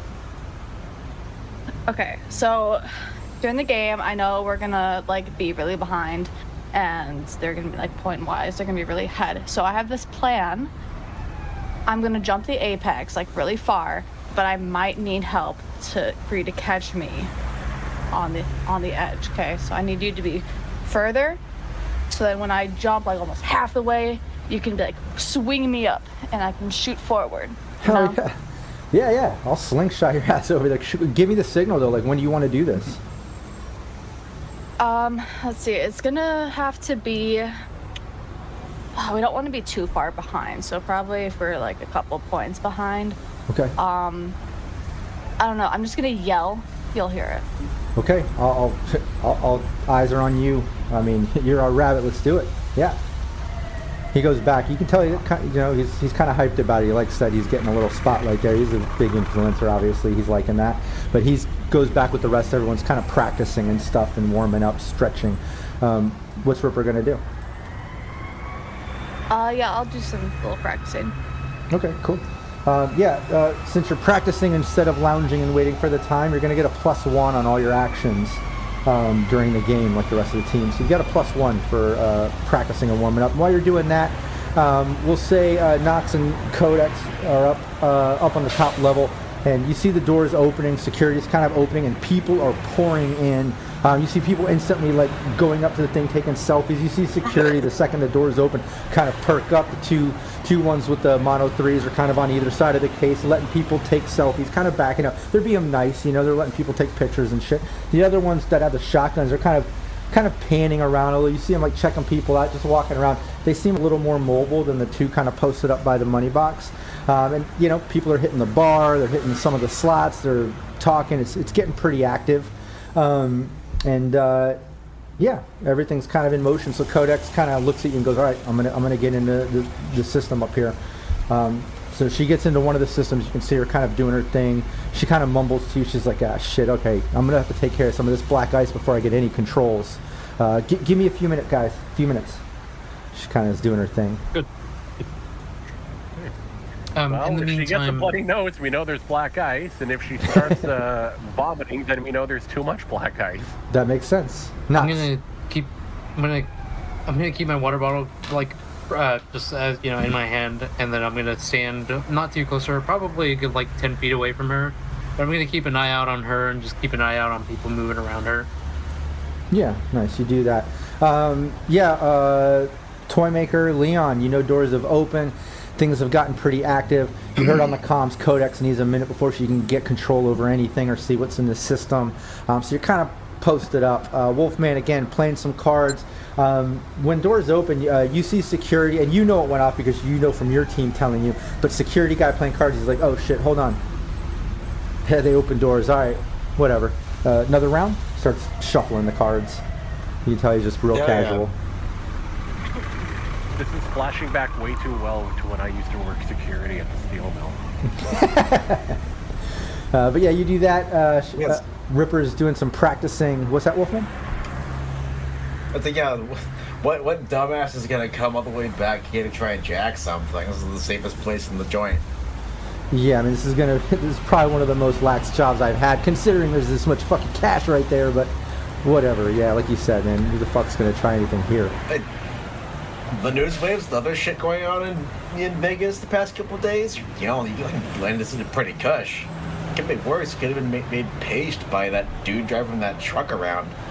Yeah, did you hear about there's some terrorist bomb shit at Bellagio last night, and then I heard some people tearing through this strip? What the hell? Well, what happens in Vegas stays in Vegas, right? Or ends up on a brain dance. Yeah. Hey, fingers crossed it's one of the fun ones. But yeah, you're just shooting the shit. We'll streamline a little bit while Ripper's practicing. Nox is watching Codex in the system, Wolfman playing cards, and Toymaker Leon kind of posted up waiting. Codex does her thing. A few minutes pass, everything's kind of going. She comes on the comm. She's like, "Okay, guys, definitely some black ice. Good news and bad news. What do you want?" Bad news. Bad news, I'm not seeing any fucking environmental defenses in here. I don't know where any of those controls are. It's not in this system. Good news, I do have control over the security cameras, the locks, all the fucking doors, the lights. I mean, this is kind of the power hub sort of thing. But no environmental defenses really. No weapons. Okay, probably on a separate server. Might have more luck if she wanders where near the money is and then sees if she can trace little digital thread lines from where the sentry guns are to where their boss is. Yeah, I mean, I could search for the other one. What do you guys want me to do? I mean, I've got control over all fucking doors, lights, shit like that. Should I sit on that? Are we gonna need that later, or should I try to find another system and try to find out where the fuck this turret and other stuff is? What should I do? What's the plan? Hold. 2 seconds. Hold. Let me process the thought. And during that time, like Nox just kind of thinks to herself, mulls over the ins and outs, looks at the camera placements, the people walking by, says, Codex, how feasible is it for you to, on a timer-based system or on a remote command, enable locks and scrub video? That way we're out of here and we can go look for the other one. I mean, the other system. Well, I mean, that'll take me a while. I would need to create the program. I mean, I would need to like work on this in the system and kind of cloak myself and shit. But like, it can be done, but it's very hands-on. It's not so simple. I think we kind of do a good job, and I might increase your pay. Yeah, I'll try. I don't know if we'll have enough time. You see her kind of working it. But yeah, how much time do you think you need? I don't know. I mean, if the guys downstairs need me to at least like get the cams off, I mean, I can see down there. I see them in the workout room right now. Everyone's practicing and shit. I know they want to get in that technical room to place the last bomb or whatever they were talking about. I can shut down cameras while I'm here, but it's definitely going to take me a while to, you know, create the cloak, create the program in here, and kind of get control over the cams. You know, set it on a delay and all that. Let's get that done first. Let's have the kill those cams for a sec or glitch them out. Whatever you need to do, make it look like it was a natural occurrence. Let the guys get in, and then we'll pick up. Okay, they're off. You get it in the comms like Toy Maker Leon. She tells you like, look, all the practice room and tech room, all the cameras down there are off right now. All right, let's move. Let's go, Toy Boy. Yeah, and you go over to the tech room, and it's an old school door, no electronic security on this one, just old school lockpick action. It's locked. Wow, old school. Jesus. All right. Pick lock, son.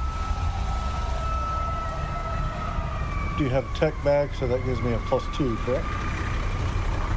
What's that? If you have a lockpick, you would need a lockpick set and use your lockpick skill. Do you have skills in lock? Do you have ranks in lockpick? That's what I'm looking at right now. I don't know. Yeah, you guys can check that out and discuss that. I do for search warrant and evidence planting purposes, so either way we're good. Well, my base is a 10. I don't know if yours is any better. It's the same, so I'll just, if you can't find it in your tech bag soon enough, I'll just pass you my lockpick. Nice, go for it, Toy Maker. Nice, yeah. Click, click, it's open, it's unlocked. When you get that open, everyone's kind of distracted practicing and shit, like no one even notices you guys doing that. There's actually like no security in here other than like the charity players' private security, some hanging out here walking around. It's like very casual. But you get that door open and yeah, you're seeing like all the controls. Like this is kind of the root hub of the entire arena. Like you see like wires and shit, and like probably Toy Maker would make more sense of it than Leon. Like you can tell like this is like what's powering all the lights, the cameras, shit like that. Like this is definitely the control hub, like hardware and shit. I'm going after I'm looking for a gas line. If there's no gas line coming through, I'm looking for the steam line. Nice, yeah. Yeah, we'll say you find all of that. You know, there's propane for like the kitchen and all the gas runs. There's electrical, everything is running through this room. All right, so I'm gonna be placing it on the gas line, then exiting out. Nice, yeah, you do that. You Can I interject? It'll be okay. Don't worry. It'll be all right. No. I have an idea. I would hope that you've messaged Nox about what you see down there, and Nox's head. I'm thinking, since we don't have access to the tangle for flooring, do you see anything tech related down there towards it? You mean like can you follow a power map to see what's actually powering the environmental defenses and just fuck with it? Yeah. Okay, I'm looking around for anything like that. Perception, maybe? Yeah, give me, yeah, you can give me a, like a basic tech check and then a perception. Alright. That makes sense, because it's kind of like you're trying to, like, read the electrical map. Nice. It's almost like Toy Makers Attack. Pretty good. Possible. He plays one on TV. Let's go for it. Give me that perception. Nice. Yeah, you can tell like there is, lines here that are probably running different defenses and things like it's possibly that, but you can't tell which one is which. Okay, barring that, full-scale eradication. If I were to place this charge on the gas line, would it eliminate any electronics in this room? Yeah, give me a deduction. Oh yeah, me and my brother's best skill. Yeah. Ooh, I deduce that you'll be okay. Almost hit a crit success. I saw that. Yeah, right? You really can't tell. I know, I saw the dice too. Yeah, you really can't tell. Yeah, nothing's clicking. Like little old school tech. There's so many fucking wires and shit, and like possibly, but you don't know if like when this bomb goes off, is it gonna, the force of it gonna be down here? Is it gonna ride the line up to the kitchen area or what? Like you don't know. You just know it's gonna do some serious destruction because you got a gas line, but you're not positive where it's gonna land the most. I will be cussing in Mandarin like Uncle Roger in the back while I try to figure this out. Nice. I'm going to you do take my that. time and try to figure this out. Yeah. I don't, so we're going into like kind of like the bag of like police fuckery. If you want to make like a secondary bomb to get those things, go into the bag. I do have 3 of these boys left as I produce 3 frag grenades. Ooh. Nice. Think you can do something with those? I mean, I wouldn't even need a check for that. You could place a grenade there. Now, being on a timer and stuff, that's a separate thing. But you can also, maybe when that C4 goes off, it'd probably set off a nearby grenade, So, well, technically, no, but I do have a fix for that. So, here's what I'm going to do. Bear with me. It'll make sense in the end. I doubt it. So we'll do our best. Go for it. I'm going to place the charge on the gas line nearest the electronics box. Where I know for sure the wires are in there, I'm just not sure which ones they are. All right? Right. I'm going to attach a wire to all 3 rings of the grenade and tie them off to the wall behind that gas line and put those grenades on the front of that plastic explosives. That way, when it blows, the grenade pins will be pulled. They'll be thrust into the electronics box. I like the it. The gas line will explode, open, because technically it may or may not set off the gas. Yeah.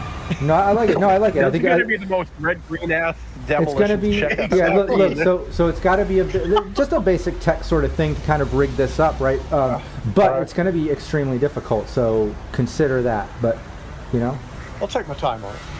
Yeah. Now might be a good time to dump some luck, maybe steal 1 plus 2. I'm just loving this fucking explosive Rube Goldberg machine. Yeah, you're not that confident that it's gonna work. You kind of rig it up, but it's I don't know. The way our day is going, this may be good enough, but we will find out. Yeah, you're feeling like you probably should have put some luck or +2 on there, like your detective partner right there mentioned, but you didn't. I hit the button before he said it. Yeah, you're not too confident with it, but hey, one thing you're confident with is like the C4 is definitely gonna fucking go off, and it's on a gas line. There's gonna be some serious destruction and distraction going on. Yeah, you at least got that. Back over to Nox and Codex. We'll kind of streamline that a little bit. Codex. She kind of like hops out and like looks at you. She's like, all right, I just saw the guys kind of plant it. I got the cams back on, but look, I kind of put them on like a little loop, and I got that timer. Like it'll go off later. We'll have a window. I can kind of set it off, and I cloak myself out of there. I can try to check out for another system and see if I can get access to the turrets. I'm seeing that there's definitely another system up here. I just got to pinpoint it. Good. Let's keep moving. Let's find the next one. You're clean and clear from that first system, right? Yeah. Good. Let's you and me take a walk. Let's go find that other system. Yeah, you start walking around. And then I message Ripper. Yeah, go. Good luck. I was like messaging Ripper. Good luck. I'll message back. Don't need it, but thanks. Like it. That means we can take plus. Yeah, when Toymaker gets that done, Leon, like you kind of read his face like he's not that confident with it, and you're like, all right, well, at least we got the C4 in there, but not sure about that whole elaborate plan with the grenade. But whatever, it'll at least be a distraction and some destruction. But it's at that point your agent goes off, Leon, and it's a little notification saying that doors have officially opened for the Starla concert at the Stratosphere. You're gonna, like, I know you did a resist torture and drugs check before and you couldn't resist it. You had to buy the fucking tickets and plan to go. Now you're at a point like you got to do another one to see if you can fight from actually leaving the plan and helping the team, and if you have to go to that fucking concert. I'll take a resist torture and drugs or a concentration. You can lead into your strength. Okay, so we're going to try resist torture and drugs. I'll dump my last 2 points of luck. And if the party's fine with it, I want to steal a +2 just because it'll matter. Take it. Otherwise, I'm going to have Toymaker punch you in the face. Ripper's like, no, go. Go, it's fine. You don't need that +2. Well, it'll be an 18 with the luck, 22 with the +2. Nice. Yeah, you're able to resist it. It's hard for you. You really want to fucking go see Starla. You know, you haven't seen her in forever. She's in Neo Vegas. You're in Neo Vegas. But you know, like, fuck, this is 100K. The team needs you. You're staying. A moment of rationality waves over him. I know she'll love me more if I have money. That's true. Dude, yeah. get off your phone. We got a job to do. Is that gorilla grip worth 100 grand? Wow. That's intense. Yeah, so you do that. Ripper. This will make me a better sugar daddy. That's very true. Ripper, yeah, you practice. Everyone's kind of practicing and getting ready. You hear the chatter of, like, the doors have opened, the public's up there. You see the Whammers kind of leave the practice room, going to their green rooms. Everyone's kind of leaving and going to the green room and kind of relaxing and gearing up and getting out of the practice gear, cooling off, kind of rinsing off, shit like that, and getting into the official gear to start the game very soon. What's Ripper going to do? Yeah, I'll probably join in. I've practiced enough. I'm good. Yeah, you got that +1 now, so just remember that any actions you take during the game, you get a +1 from practicing. But yeah, last session I did get a +1 for practicing the night before. Does that mean I get a +2? Exactly, yeah. And so basically when you get into where everyone is, you get on the official gear, everyone's like lounging and relaxing and shit, and kind of talking plans.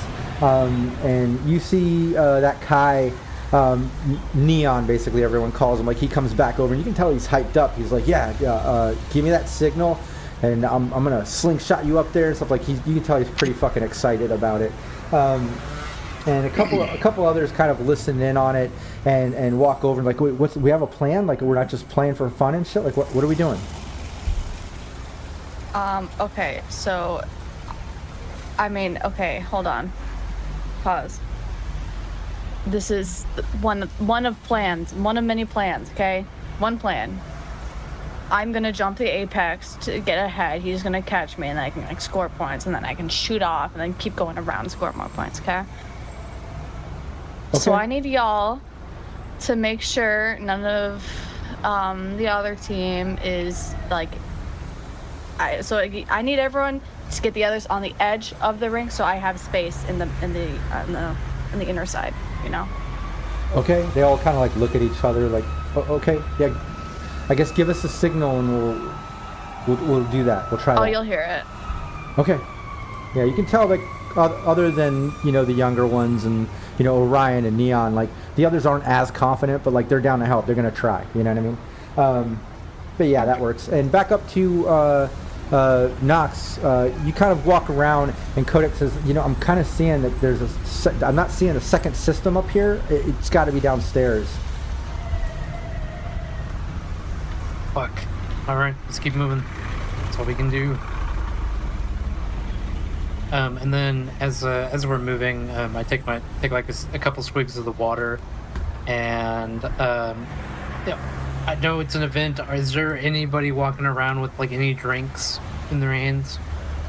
Yeah, there's people walking all around, coming to and from the bar, yeah.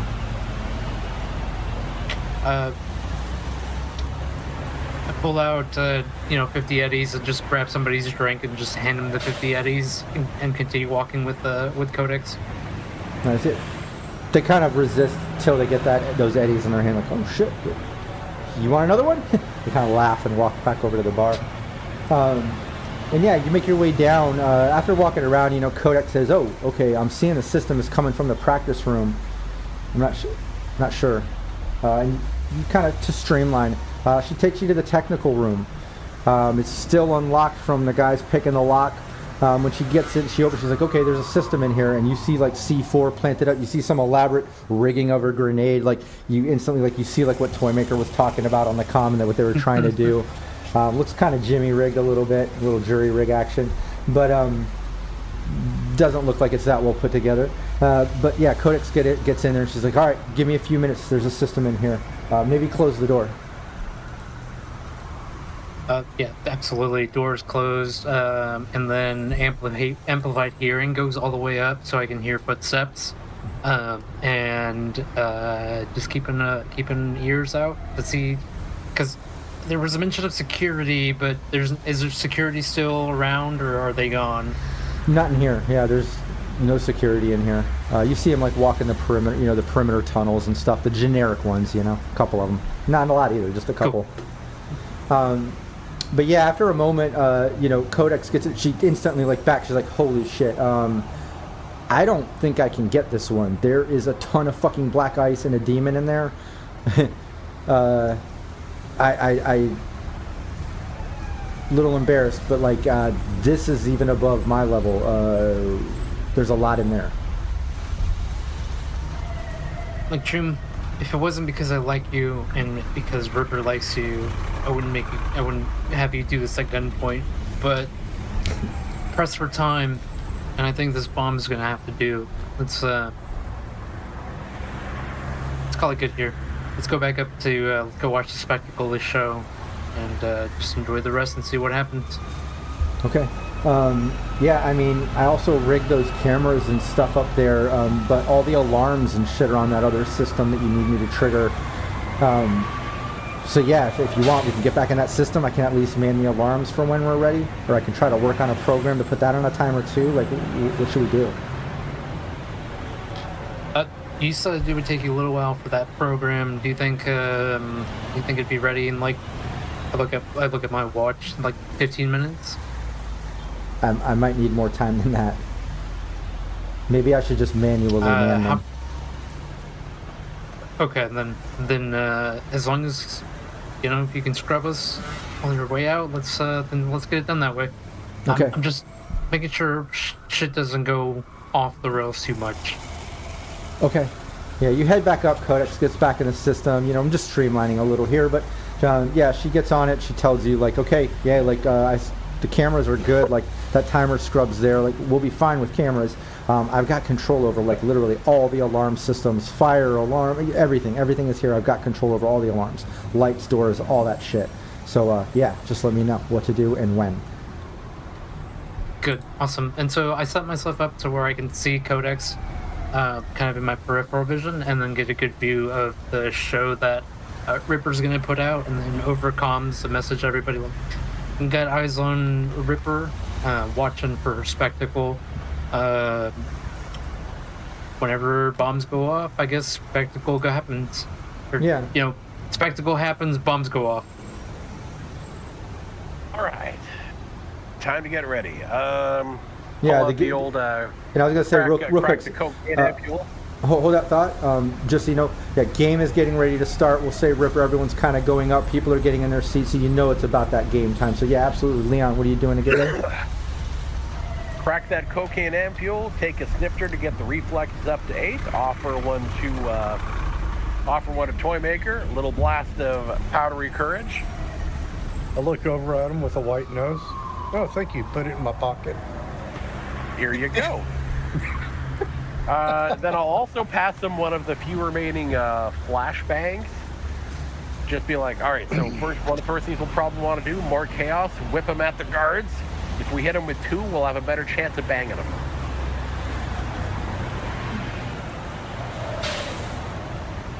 Also, I don't know about you, but my plan is I'm going to scream death to Caesars, death to roller derby, give me back my house, cause some confusion, maybe try and pin it on the hippies outside. Oh yeah. Well, no, the protesters, yeah. No, I like that. You get ready. What's there? Anything else anybody else is doing to get ready? Otherwise, we're getting into the game. I'm just going in the mingle with the crowd. If there's any betting to be done, I'll make a bet. That Ripper will score the first score of the game, or first goal. Yeah, whatever they call it. Yeah, no real betting going on at this charity event, but yeah, you guys can make your way up there and at least get in the arena. You see Knox up there posted up. Everyone's just kind of hanging out around the arena as all the seats are filled. People are getting loud and rowdy. Things are about to set off. Ripper, you see like the event organizers come down and get all the players, get you all up into your on your benches and stuff, and the team's getting up and the game's about to get started. They ring the bell and everything kind of gets started as everyone starts playing. When that starts, Wolfman, you notice that the security guard by the garage door, like he goes like this, like he's on the, and then he kind of like looks a little more alert, and he's kind of standing there by the garage door. The driver doesn't even flinch or make a change at all. He's still like trying to play cards with you and shit. But another kind of like rent-a-cop sort of security guy is like walking the path, and as he walks by, he like nods at security, nods at the driver, then he like looks at you and he's like, who are you with? They hook it up. They what's the panel van we've got? It's like, I'm just a driver for some shit repair. I'm on loaner. I'm just killing time until whatever the cockpit upstairs that he has to do. Give me a persuasion. It's balls here, man. No. Yeah, give me that persuasion.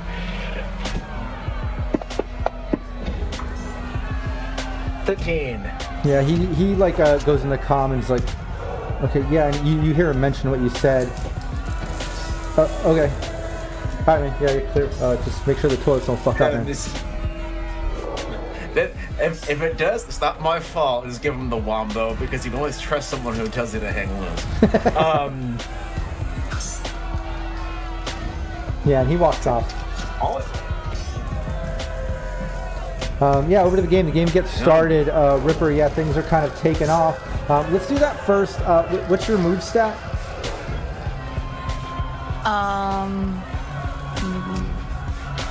1 second. 8. Okay, awesome. Yeah, you instantly kind of get up in the lead. You see Layla, which is kind of like one of the lead players on the Whammers. She's playing Rabbit on that team. Instantly, you guys are kind of competing, shoving each other, kind of making your way. Jammers are going. Give me an endurance check.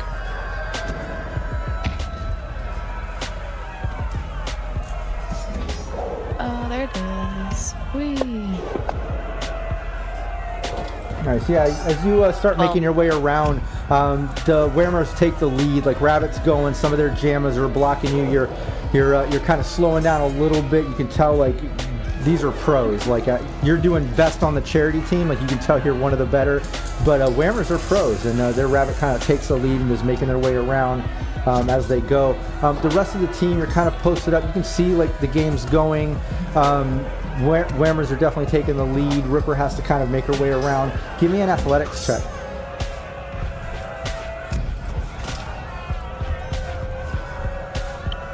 Yeah, just gotta find it here. There it is. Woo. 19. Nice. Yeah, you gain a little bit of ground and you're able to kind of get past their blockers and stuff. And you're like trailing right behind the Rabbit. None of them are able to kind of tag you, which is really good. You're making some leeway, and the crowd's actually like cheering, and you can see like the look of surprise on your team, like you're actually like doing well. Even some of the Whammers kind of notice that you're making your way around, and you're probably the best player on the charity team. Everyone else, any other plans? Probably. I'm taking a second to like do some breath work and begin to focus on reaction times. So I'm keywording the fact that I'm moving on my points into initiative reaction. Nice. What about everyone else? Posted up, just letting Ripper do her thing and waiting for the signal, or anything particular? Pretty much it. Just for now, just like getting ready, sitting down, got the bag ready, and then just going to wait for Ripper to start the party. Oh, yeah? We all have our different ways of preparing, you know. Knox does a meditation. Leon does a line of cocaine in the bathroom that he also planted an explosive device in. Very true. Yeah, then let's go over to Ripper and let's get a brawling to see if you can get through the line of blockers and stuff. A little rowdiness. 21. Nice. Yeah, easily. You kind of rock through them. You hear the crowd kind of cheer and get excited about it. As you're kind of winning over the crowd as like kind of the underdog here. What do you want to use any of like the stun gun, microwaver action, any of that like on the next round? Because you're gonna have to do another brawling to get through, and we're gonna streamline kind of after that to your special move. But you got to get through another brawling to do it. And don't forget you got those kind of rigged up things. No, I don't need Toymaker. any cheats. Okay, cool. And look, I think that's a tactful thing too if Ripper's trying to make a career out of this and kind of rely on skills.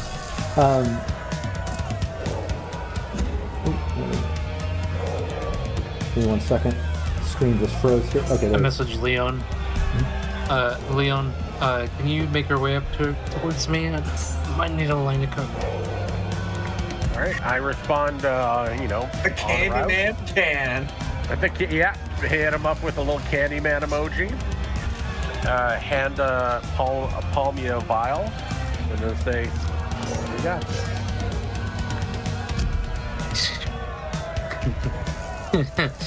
I laugh as I inhale this. And here goes that resistor because every time you do drugs, I'm not addicted. So where is mine? Yeah, you're not addicted, I guess. And you're still not addicted. One for a second. I did too. No. I I'm did too too. good. All right, so good news. Your reflex goes up by 1. You might be a little bit prone to paranoid ideation, and if you've had any good ideas about an invention, everyone will know about them by the end of the hour. It's true. You'll know about every hobby, everything. All right.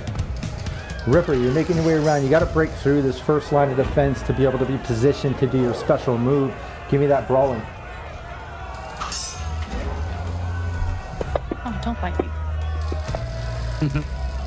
21. Nice. Yeah, you basically break through the line of defense there, and you're kind of lined up on the edge. It's kind of your moment. You gotta, you know, give the signal to the team to kind of get them all to one side to make that clearing, so Neon can slingshot you over. What kind of signal are you giving the team? A yell. I'm just gonna full on yell. What are you yelling at them? Or just It's just like It's a battle power cry. yell to get that jump. Okay. Nice. Yeah, you do that. The team looks at you. They're like, "Oh shit, it's time." You see, like they're nervous, and they all kind of go over. The whammers are making, you know, they're kind of controlling it, but they at least get everyone over to the side. In the fact they have to defend against them going there, which kind of opens up the side to you. Give me an athletics. Okay, I'm putting Don't all for- 5 points of my luck in here. Cool. Okay, That's what I was kinda gonna love say. This is kind of the big because move. it's like, Do you have any +2s? yeah, take Or them all. did take any? I don't know how many we have. I stopped counting like on the first session. We've only we've only used up 2 of them so far. So like whatever people have thrown in chat, there's still a crap ton there. I don't know. I haven't been I counting. think there was 3. I think we have 2 left. Yeah, you might have 2 left. 3. 2. I'm gonna use all 5 luck and then those 2 +2s. There you go. Yeah, And plus it's 9. just gonna be Athletics? the insane mixture of Athletics. the flying V from the Mighty Ducks and the fastball special. All right, it's time to do some math here. 1, 5, 6, 30. Nice. Yeah, I think everyone kind of freaks out. The crowd, you hear kind of like cheer as you make your way through. There's a little siren. Thank you, That was the weakest yay, but it's kind of short. But yeah, the crowd goes wild with a yay. And but yeah, you get Those Wii Sports. you get slingshot by Neon. You basically cut your way over. He grabs you, and you see like a look in his face. He's excited. He's flexing. Slingshots you so far. You make a huge leap in advancement past their main rabbit, basically scoring a point, making your way around, and then some. Again, the crowd just is eating it up. They're loving it. And again, they cheer. Sounds like the fastball special. That was a little where better. Colossus throws Wolverine. That was a little better. But yeah, they cheer as Ripper kind of gains some points. And during that time, you clearly see Layla, the top Whammer, kind of like look at you, and she kind of like gives you a nod, like, all right. And she like, I see you. And like she like points at you as the game goes around. The rest of you hear that yell. Picture that crowd yelling, but like times 10. The arena goes nuts at the fact that Ripper is doing this. You kind of know this is the signal. Yay! Wahoo! But yeah, you know it's a signal as like you see Ripper doing this as he slingshots up, makes up almost a couple points around from that intense move, and the crowd's going nuts. Thought command message to the crew, go time. First, the bathroom will go off. Okay. Yeah, you basically set off the bathroom one. You hear a huge explosion and rumble basically coming from one side of the arena as like the crowd kind of panics and looks, and like everyone's looking. You see a couple like the arena security guards kind of like go running over. You see over by like the cash money, those main security guards kind of back up through it. They pull out their mono threes. The other ones sling around with their shotguns, and they just kind of take a defensive position as most of the crowd like looks confused. But what's up? You're going to set them off one at a time? Yes, and now as soon as the crowd moves to the front towards the machines we have rigged, those are going to go off. Okay, yeah, some of the crowd is moving, but like I said, that bathroom one was down the hall. So most of the crowd's like, what the fuck? And they're like looking down and like... Right, and as soon as that one, kind of rocks the academy, we're going to set off the resistance and get this party started. Nice. And just set off the mechanics room. Yeah, you see those explosions go out. The whole front door like collapses and blows out. You see security go running out. As the underground, you hear that other explosion go off. And when that goes off, you see over by the bar in the back kitchen, a huge ball of flame come coming out of the kitchen. The bartenders' bodies get kind of slung across the area. Knox, give me an athletics check.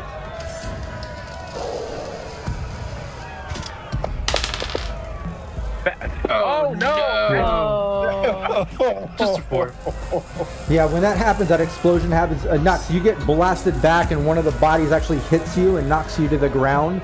You only take 2 points of damage direct to HP, but it does knock you down. You're prone at this moment. You got to use an action to get up if you're going to. But you see Codex kind of get rocked by the explosion, but she holds her ground, kind of like grabbing onto like the wall and like looking, holy shit! And like all the bodies go. Security kind of like braces and like looks like they're on high point as like the crowd just starts rushing out the door. And you, those of you that are kind of like more in the arena side, you see them all kind of pouring out.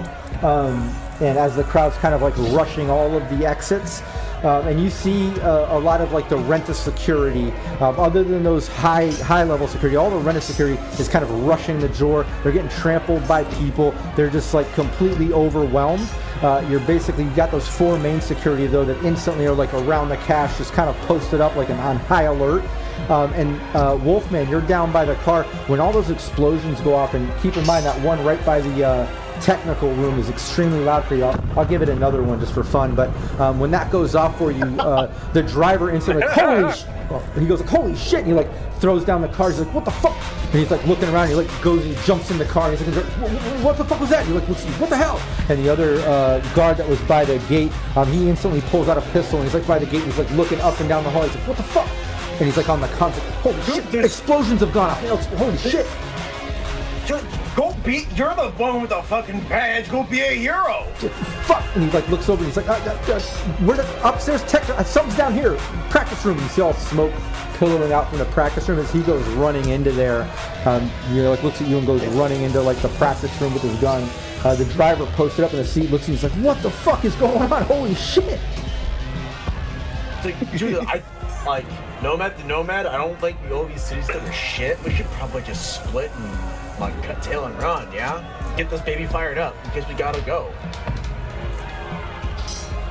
Okay. I'll grab my kit and I'll cover you. Just give me a second, and he'll just go run to the car and like grab his carry-all with the shotgun in it, and just give him time to get the car up and running in case there's any RFID bullshit. Yeah, he starts up the car and you can see he's on the comms, and like as you're going out, you hear him saying like, I got it running. Let me know what's going on. Okay, we're secure. Yeah, we're secure back here. Okay. And he just posted up with it running, like looking up and down the hall, and then you see him pull out a pistol and put it on the dashboard, and he's like looking up and down the halls as you go out to get your shit. Back over inside, Leon and Toymaker, you two see all the crowd pouring out, like I said, just trampling security. That's a big, normal rent-a-cop security is out of commission. They're either trampled or forced outside. They're dealing with protesters and, the intense crowd rushing all the exits. What are you two doing? Where are you going? What are you doing? And then in the chaos of that, that's where, like, with perfect timing, like GDI grenadiers from Command and Conquer, simultaneously throwing our flashbang in the chaos at the 4 security dicks. Nice. Okay, cool. Yeah, give me your athletics. And Toymaker, right, what are you doing while Leon's chucking that grenade? What are you doing? Same thing. Okay, yeah, cool. I gave him a grenade. Oh, so that's right. throw 2 Oh, yeah, both of you give me your athletics then, yeah. Maximizes our chances of kind of banging them. Yeah, you just gotta beat a 15. Ooh! Okay, apparently I crit placed a flashbang. Nice. 9 At least I didn't drop it at my feet. That's what I was worried about. Yeah. Now you both chuck them in there. Give me 1 second. Let me do these rolls real quick. Get back up. Leon somehow fucking like 3-pointer throw lands the fucking 9-banger in a dude's mouth.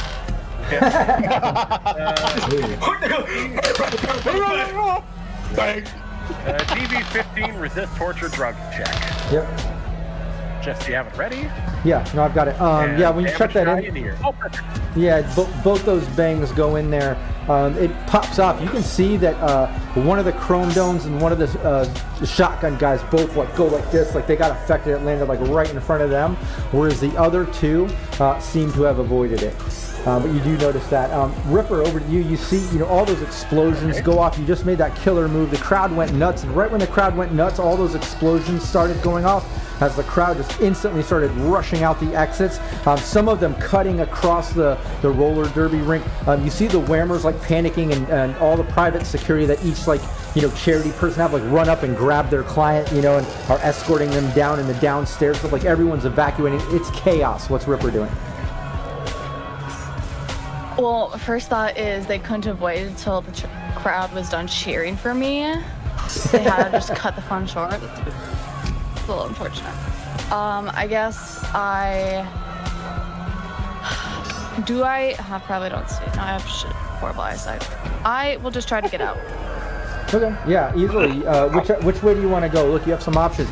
You can head towards where the money and security and Toymaker and Leon and Knox are kind of over there, and Codex and stuff, trying to deal with security and the cash, or down out where Wolfman is and back by the car. No, I'll meet up with Codex. Okay, cool. We'll streamline that. You make your way across the rink. I mean, you're on your roller derby blades and shit, so you instantly just cut across there and make your way up into that little lobby area. When you get up there, you see the crowd is already pouring out the front door. It's trampled. Everything is just destroyed by the crowd as they're just trying to fight their way out. There's bodies everywhere from the explosion, smoke and fire billowing out from the kitchen. When you get there, you see Knox on the ground. You can see some of the security fucked up, a couple of them not. And at that point, Codex looks at you, Knox on the ground, and sees Ripper coming in. It's just am I triggering all the alarms? And there's already a fire alarm going on from the fire and smoke. But she's like, am I triggering everything else? Fuck, chaos happened. I push myself up from the ground and shout to Codex. Scramblers going on. Thought command message to everybody. Scramblers on. And then additionally, I look at codex and say, leave the fire alarms going, but suppress all fire reaction alarms. So anything that will take out fire, suppress it. Don't allow the fires to die. Okay, instantly you see like the sprinklers, the halon glass dispensers, like all of them just cut off. The water stops coming down as the fire continues to grow. Toymaker, give me another luck check.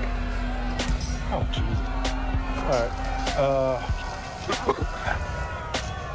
You can do it, Toymaker. I believe in you. Yeah, not with my luck. Hey. No good.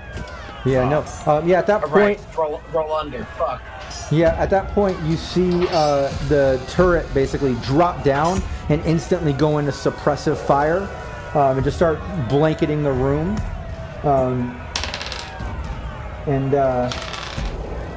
Yeah, you actually see those two guards that were still up, the one with the Mono 3 and the one that had the shotgun, like instantly go, oh shit, and they go running like they're going to dive behind the bar. That's on fire, but that's like the only cover that's there. But Toymaker, you have to give me a concentration check. Okay. And yeah, Ripper and Leon should do it too, just to get that out of the way. I was gonna have you do it when I get to your round. So yeah, Toymaker, Leon, Ripper, all give me a concentration check. Works for me. This is to see if you have to run and take cover from the suppressive fire or whatever. Okay. Well, I rolled at a 13, but I have no idea what the demon rolled, so Yeah. I don't know if I have to. Yeah, all three of you are gonna have to almost take all cover. Yeah, 13, 13, I'm 12. fine Yeah, with all that. three of you on your next round are going to have to take cover. So, but you know, the two standing security guards, they also failed. They're also running to take cover. The only two that are kind of left are the ones that are affected by the flashbangs. And they didn't have something to counter that. But yeah, that's what's going on. Let's everyone hit that combat tracker initiative order so we can put a little order to this chaos. I've been kind of running around with it a little bit, but let's get it in order. All right, let's roll for initiative. Lickety flacky. Yeah. Oh my God, Wolfman is just like, yeah. Hey, Wolfman is on it. okay. This on space and time through the speed force. Wolfman What, connects to ancient genetic memory. What did you? Oh, yeah, I see it. Okay, cool. Nice. All right, Wolfman, over to you. You know, you hear on the comms the chaos going on as described. You're down there. You just made your way back in. That security guard ran into the practice room. The driver's sitting there looking up and down when you come back in. You see him kind of put his hand on his pistol. He's looking up and down. He sees you. He's like, fuck, man, I don't know what's going on. As he's freaking out, what size vest is he? What size what? Vest. Whoa, hey, no. Size vest? Oh, sorry about Thank that. you for your scourge. Kittens were playing with an X-Acto knife. Ooh. Uh-oh. Jesus. My play with wires is bad. What- But like, Hello, kitty. like, does this guy have like an avocado like Oh, yeah. cut, or does he have like an avocado cap or some kind of? Oh, yeah, he's wearing all Aldecaldo, like, nomad leathers, pretty much. Yeah. Cool. All right. Okay. So, you know, I've got my carrier, which has the beast shotgun in it. I'm going to like, hey man, like, we're gonna go. We're gonna need to bail out. Mind if I hop shotgun? Yeah, man. Nomad to nomad. Watch my back, dude. Obviously some shit's going down, and you see like smoke pouring in the hallway now from that practice room. Yeah, I've got a brother inside. Give me a second to like send him a quick message on the agent, and then we should probably cut and fucking run. Screw these fucking city slickers. I mean, I got a job, man. Like I gotta wait for security. Like I got a post. He's like, just watch my back. Yeah. Oh, gotcha. And I will hop into the shotgun seat beside him, and wait for his if he's got his head on a swivel, just wait for his head to turn away from me and just deploy Wolver into the medulla, the space of his skull. Nice. Yeah, give me that. I believe it was PWB. Yeah, PWB gave us a delivers critical injury, and I will consume that. Nice. And you got another +2 from Furious George. Yeah, go for it. Give me your melee. Let me know what you're using. If you're using any +2, that critical, yeah. I'm using Wolvers. I will use a luck, so it's the +1 it. It's Wolvers use melee weapon. Yes, there we go. You doing a targeted attack to his head? I should have dictated beforehand, but you know what? I rolled before saying doing a called shot, but so they'll just call it a basic like body shot. Okay. Like aiming for like the base of the skull, I guess we call it just more for flavor, or intent, I guess. And then I'll be using the deliver critical injury. Nice, go for it. It's a hit, man. He had a -2, wasn't even looking because you kind of waited, and just full disclosure on my roll, I crit failed on his evasion on top of his -2. So like, man, he horribly took that hit. So yeah, give me the damage, and then let's do that crit injury.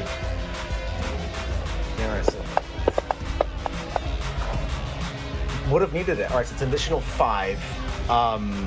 Nice. So there'd be 10 total damage, and then for the how to come here.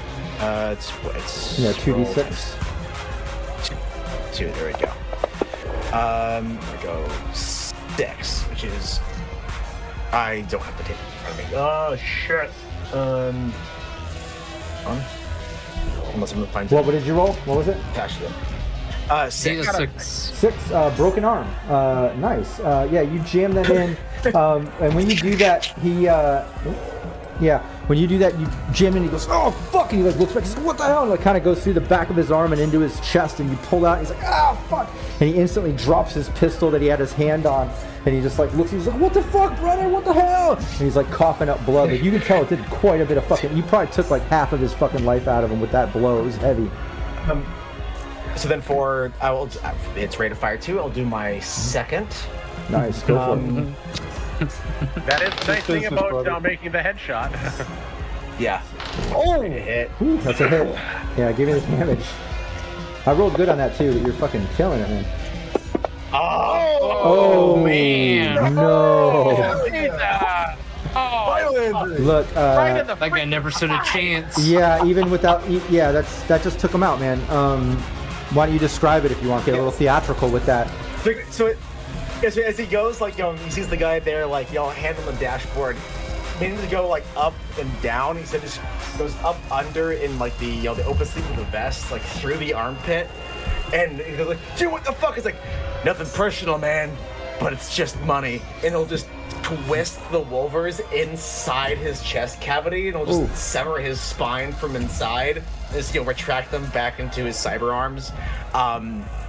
And just as he's slumped over, just peel the vest off of him and do a throw on the Alto Caldo cut and sit in the truck and just be like Toymaker, brother, it's time to go.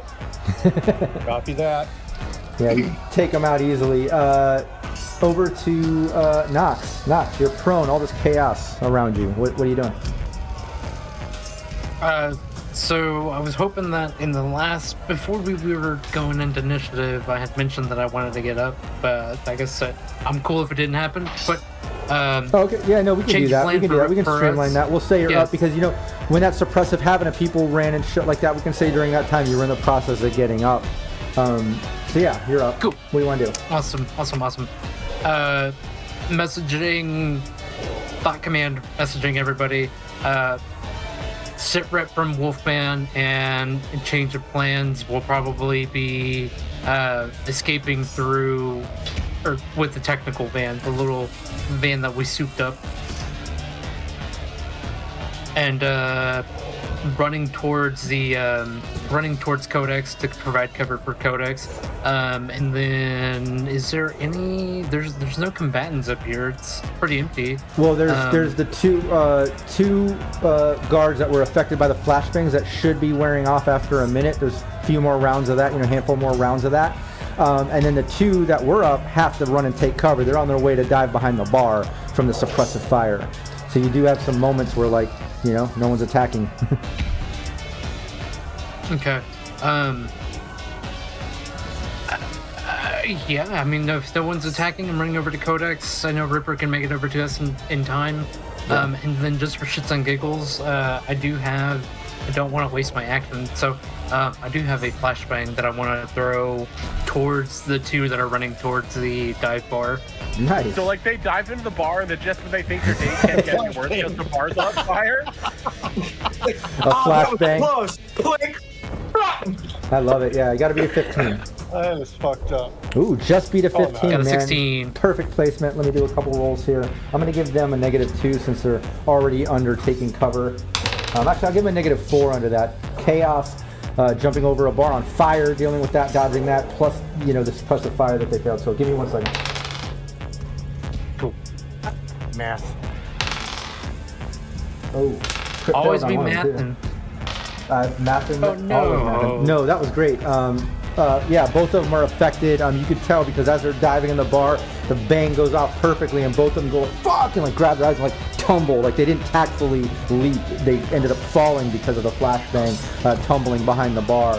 But you can see like they're both kind of stunned by it, and they're both like kind of standing up and like trying to regain their composure. Over to Ripper. You Excellent. see all this shit going down as you enter the room. What are you doing? I guess I'll make it over to Nox and Codex. Yeah, you go over there. Basically, this room is filling with smoke. People pouring out the front door still. Chaos outside. Just people yelling and shit. There's the 2 security guards by the money, and they're, you know, you can tell they're kind of covering their eyes. One of them has the Mono 3 out. He's kind of like swinging. You can tell he's working on a fucking negative. The other one with the shotgun pulled it out, and he's like kind of looking, trying to see what's going on, but you can tell like they're impaired. Anything you want to do? Okay, so I wasn't listening to any of the plans that we made prior because I had my own thing to do, and now I don't know what we're supposed to be doing. That sucks. So are we running or hiding? Well, you can figure it out. We want to shit rock these guys and steal the money. I'm talking to Codex and Nox. Crew, don't trust cocaine bills. Fine. So as you're talking, I mentioned back to you, waiting on sit rep from Wolfman, potential plan there. Let's make our way to the maintenance area to where the van is parked and head out of here. Okay. Yeah, Codex hops off the system too when you say that to Ripper, and basically just says like, yeah, I turned off all the you know, signal alarms to Neo Vegas PD, Neo Vegas Fire Department. Like no one should be getting any warnings. This is contained. This will be handy because we've turned off the fire suppression system.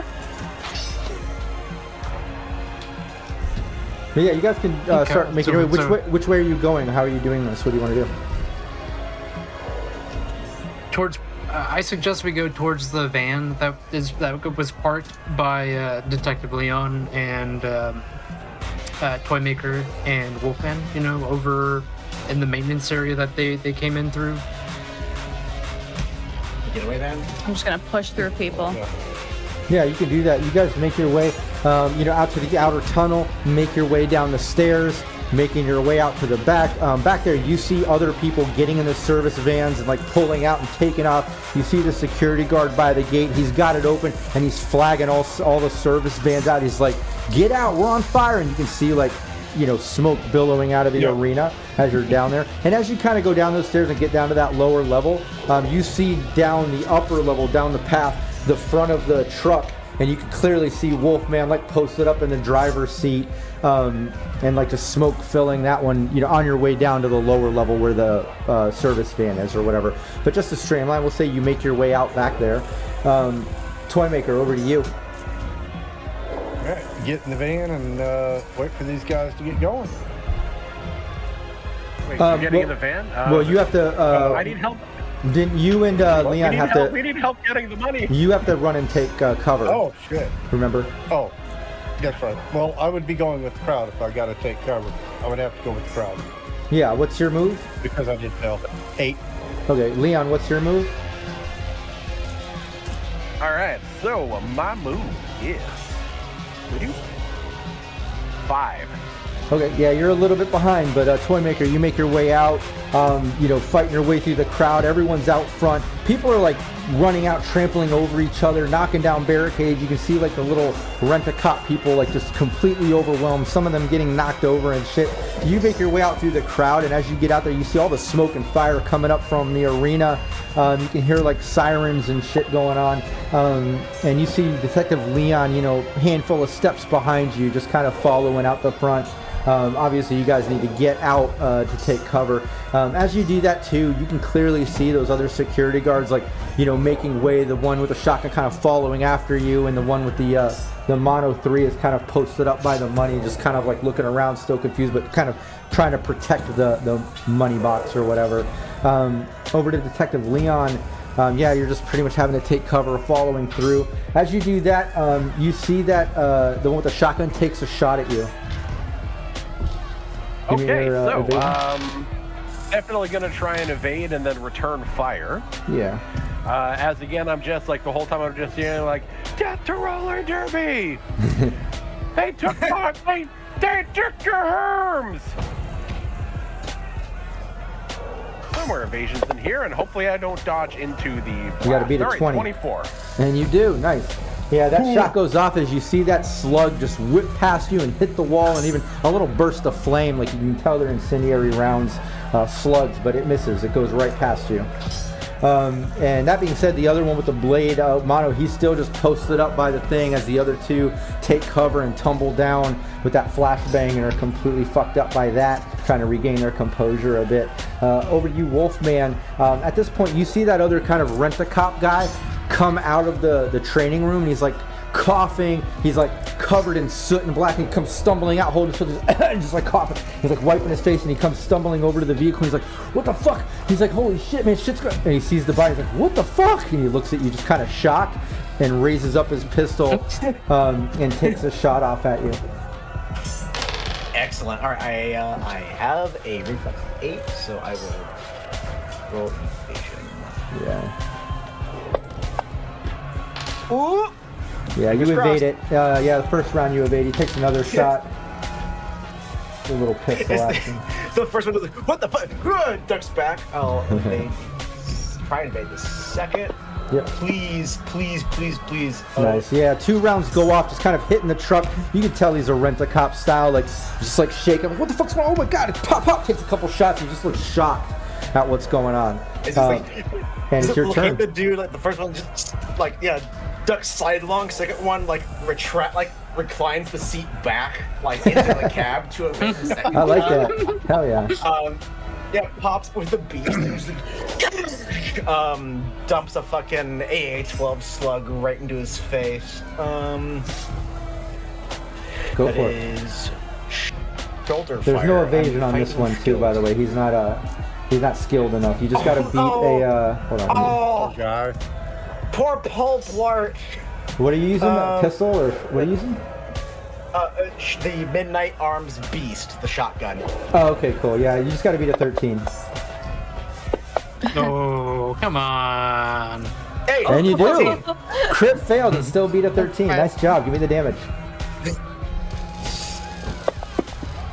I'm just built. I'm fucking built. Oh my god, Wolfman! All these critical injuries, man. Describe how you end this poor little rent-a-cop, man.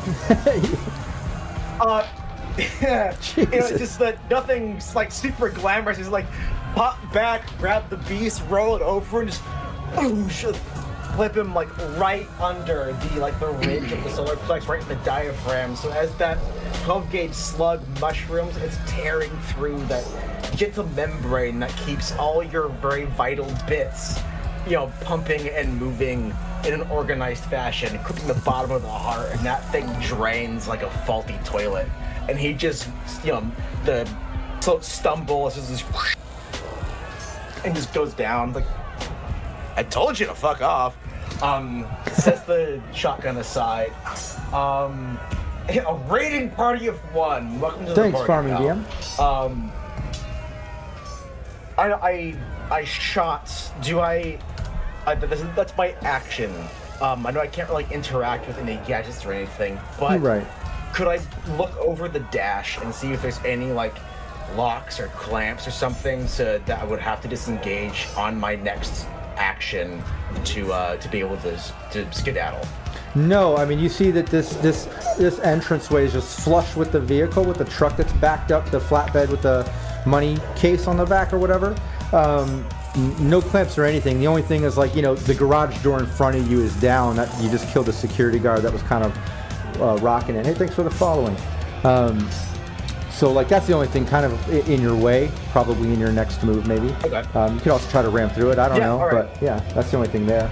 Everyone's dead. This is a semi. And it's the, I'm assuming it's one of those like those like the thin like corrugated metal rolling garages, right? Yeah.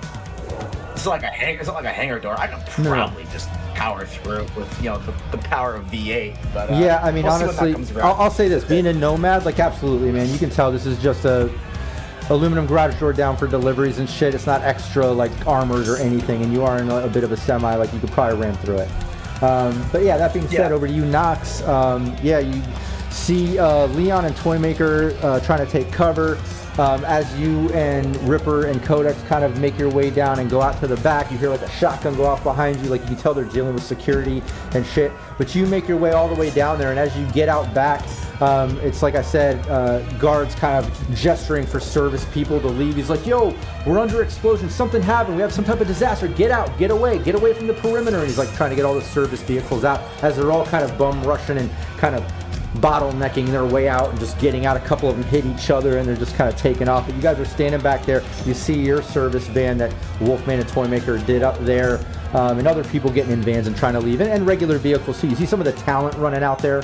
And I'll say this too, as you get out there, Ripper, you notice over by some of the talent vehicles, like some of your charity players like running out and jumping in their vehicles and taking off and shit. You see your Nomad vehicle there that you guys came into with Codex, but you also see some of the whammers coming out, and as they go, you clearly see that Layla, top player for the whammers, and she like looks over as she's getting in the car and she sees you and she's like, we'll be in touch, and she kind of like laughs and smiles and gets in the car as everyone's peeling out. Like, she must have noticed your badass move. I'm gonna grab Ripper, or not like forcefully, but just like keep her head down, and pretend to like really be the part of security with the gun out, and we're running towards the interceptor now. All right. I look at Ripper, I'm like, change your plans, we're running towards the interceptor. Okay. Can't leave this behind. That's fine. Codex, come on. Yeah, she's following right behind. Yeah, and when you tell Codex, like, you see the look on Codex's face. She's actually kind of like smiling and excited. If you remember, she's like, fuck, man, like, I haven't been edge running in a long time. Like, she's kind of excited by it, like that you're getting away or whatever, but she's, yeah, following behind. What are you doing? What was that? Just hopefully I have enough move and the action to hop into the vehicle and get that sorted. Yeah, you can. We're streamlining a little bit too during all the chaos. There's so much chaos and moving parts. Like, I'm trying to streamline certain things, you know. But yeah, you get in there, get the car going, as everyone's kind of trying to get out and shit. Over to Ripper. I'm at any reaction to Layla or anything as you're getting in the car and following Knox? I'll swave over. I'm like, sounds good. Bye. Nice. Yeah, you get in the car. Sounds good. Get grabbed. Yeah. Get shoved into the car. Yeah, and you get in there, and then now over to Toymaker. As you're outside, you're kind of, and remember, try not to do rolls until we talk about actions, because you never know what's going on or what I'm doing. I was moving the character sheet. Oh, okay. Yeah, okay. Yeah. But yeah, you get out front. You can see like security getting trampled by crowds. The crowd is in absolute chaos. Any move that you do, anything you're doing, you're working on a -2, because it's like, you know, entering a mosh pit and trying to work your way through. But yeah, what are you doing? And you see Detective Leon, you know, behind you, and you clearly heard that shotgun go off at him. But you're at the point now. You took cover. You're kind of free to do whatever. Now you're outside. What are you doing? I'm gonna swing around the outside of the building, because there is no way I'm getting back in the way you're describing this. Yeah, that's fine. Give me an athletics. Let's see. You can do athletics or brawling. I'll let you lean into your strength there, because you're trying to get through this mosh pit of a fucking crowd to kind of get on the side there and make your way around the arena. It's complete chaos out here. Athletics. And you hear like the cops yelling at the crowd. You hear a couple shots go off. Like, it's getting crazy. The protesters are getting involved. They're actually like cheering and shit, throwing bottles at the arena. They're laughing. Okay, athletics or contortionist, but that one? Yeah, go for that. That works too. Yeah, dodging shit. I like that. Nice. Yeah, you make your way through, through this chaos, and you're kind of making your way on the side of the building. And with your move, we'll say you're in full run mode and stuff, and I'm streamlining. You can make your way around. Are you staying on the upper level, making your way around so you're like on the same level as the garage door and ramp and stuff where Wolfman is, kind of in that truck stuff? Or are you making your way down and around to the lower level where Nox and Ripper and Codex and shit are getting into the vehicle? I'm going around on top. Okay, cool. Yeah, you're making your way around top. As you make your way around, you can clearly see that garage door closed. Like, kind of the back end, kind of where Wolfman must be posted up on the inside. But yeah, you're making your way around. Detective Leon, yeah, what are you doing? We'll say with your move, and again to streamline, you make it out the door at this point as that slug goes off by you, and you're considered to have taken cover now that you made your way out. It's chaos, a fucking mosh pit, rent-a-cops shooting at exactly people. What I'm hoping for. Yeah. Protesters. Yeah, so ideally, basically, the plan is like not so much take cover by escaping, but like attempt to get cover either behind like a slot machine or a gambling table, in order to make sure that there's still eyes on the money and to engage with with the security guys up there. Because we still got to keep eyes on the money, we still got to kill the guys who are on the money, and then we still got to get the money into a vehicle. Nice. Yeah, you. So I think So I think it'd be real funny if that guy who tried to shoot me, if I tried to shoot him in his dumb little face. Go for it, yeah. Because shotgun slugs do funny things when you shoot them in people's face. Yeah. Yeah. Oh, Alright, their we're faces gonna roll. do funny things. He's got a bit of a negative. You just got to beat a 16 on this one. Nice, and you do. Give me that damage. Okay, so to his dumb little face is going to be, just make sure that I've got the right ammo. There we go.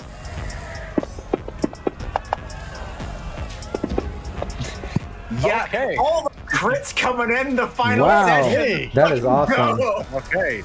All right, so that is technically, all right, so that is 26 damage. Okay, let me do a little However, math. I will have to check and see what it is to the head area, because Fantasy Grounds just, it does funky things sometimes when you actually try and do the headshot. Yeah.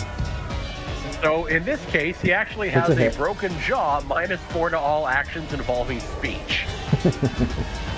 Nice. Hold on, let me do a little math around the safety.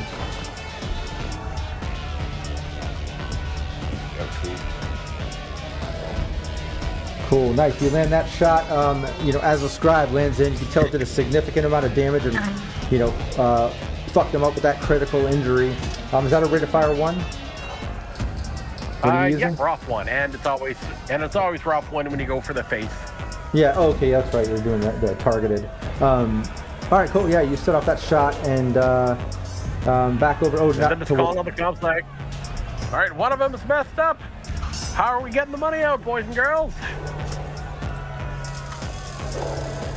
You have a moment. You guys can chat on the comm for like a couple seconds. You hear Leon kind of mention that, like, what are we doing? How are we getting the money out? I don't know. You figure it out. Working on it. I did my part. Admittedly, I could see Wolfman just driving that fucking truck through a casino. And that's the plan. Is like you're like pinned down, seat cover, get to panel van. Yeah, so he tells you that, seat cover, get to the panel van, tells you that he's going to just drive away with the fucking money. You also get on the comms, you knowing that, like, Nox, Ripper, and Codex are getting in their vehicle to try to get out the back and escape. You saw Toymaker run out the front, talking about circling around the arena or whatever. But yeah, as you take that shot, you get on the comms and kind of mention that that guy who took the hit, he instantly points a shotgun at you and takes another shot. Yeah, give me an evasion. Gotta be the 19. Who's giving Oh, you sorry, evasion? 17. 17, I forgot the guy's on a negative right now. What was that? Who's evading? Who's evading? Leon, Detective Leon. Oh, thank you there. I thought I was shooting a toy maker for a second, so yeah. Definitely He's gonna got try and... extra vision if he's shooting at me.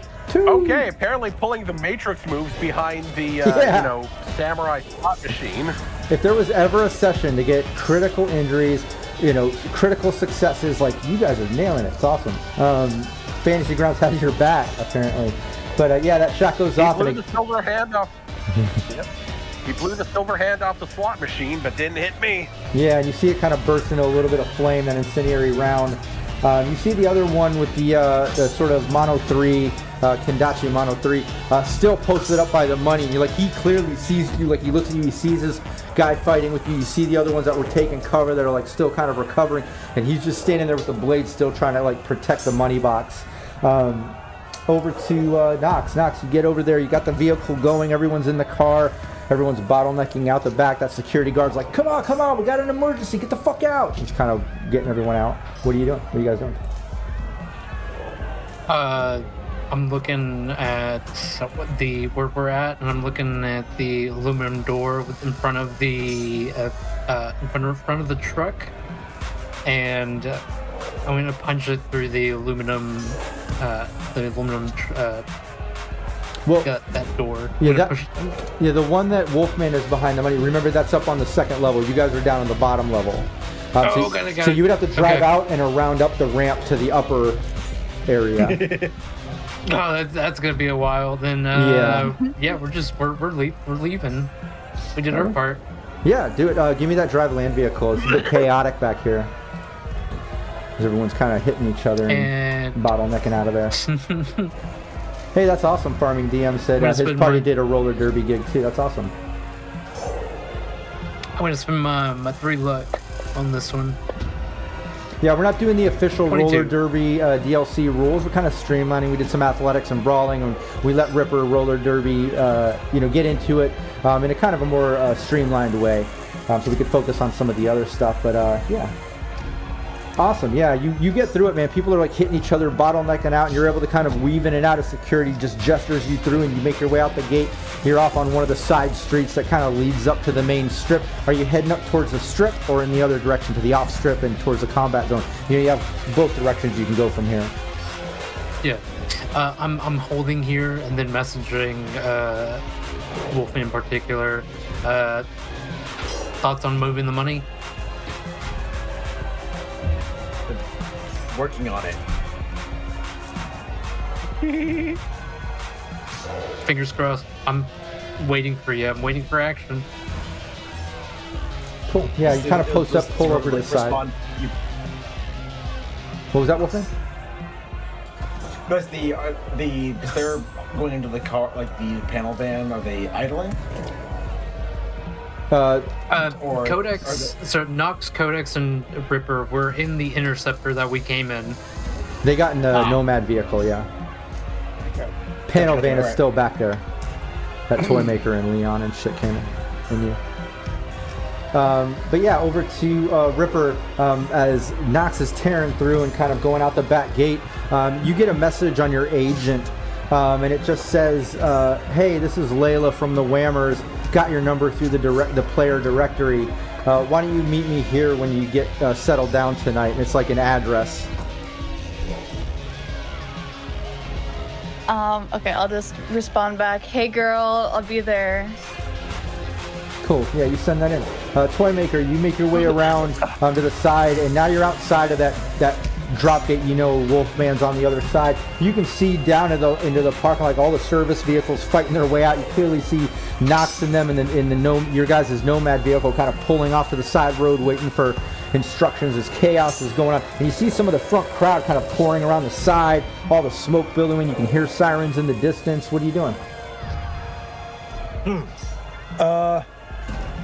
Cat butt. That's not that far down, is it? Oh, whoa, yeah. It's a whole story down. It's 10, 15 feet, 15 feet probably. Oh, that's it? Okay. You know what? Maybe the locks on this door are fucked up. I'm going to try to fucking roll these doors up. Yeah, when you go to try to roll it up, you can tell it's locked. It's got like those typical slide locks on either side on the inside, kind of keeping it from rolling up, like it's just not moving. Son of a bitch. Even with my body at 12, I couldn't like force it up. No. I mean, well, you could give me a like I think athletics, something under the strength aspect maybe. Go for I'd say athletics. Probably, yeah. This would be extremely difficult. Extremely difficult. Yeah, it's not wedging. You're actually like kind of bending the bottom a little bit, but it's fucking locked. Yeah. Fuck! You can't get it open, brother. Bro, do you even lift? You even weight this thing, bro? Do you even weights, bro? Over to Detective Leon. You're by the front. Shot goes off by you. Took another shot, missing you again. You can see the katana guy standing by the money stuff. You see the other two kind of starting to regain their composure a bit. The one with a mono 3 and the other one with a shotgun. You're posted up there by a slot machine by the front doors where all the chaos is going on outside. Smoke is filling the room. Do you have thermal vision or any of that? Because it's getting to the point now where like it's visually impairing and shit. Like the room is filling with smoke. You have. Yep, I've got IR. So I'm perfect. Switch the eyes to IR. Good. You can still see and everything. What are you doing? Switch my eyes to IR, and then just gonna. Well, there's the guy who's still trying to shotgun duel with me. Got to finish the shotgun duel. So let's just try and put one in the 10 ring and get him out of my way. Yeah, go for it. All right, screaming, death to roller derby, death to Caesars. Gonna be the 15. They took your arms. Guy's still working on a bit of a negative. Nice, it's a hit. Give me the damage. All right, that'll be a 20. Yeah, give me that damage. All right, death to Caesars. Oh, Long live the new flesh. So that'll be 19 damage to the center of mass. Nice. Yeah, big hit to him. You can tell it took a lot of damage. He's still standing. These guys are tough. But yeah, that shot goes off. That wasn't aimed, so what are you using? Shotgun. Oh, okay. Yeah, you basically take that shot. One shotgun. Yeah, you do that, and the guy returns fire. Give me.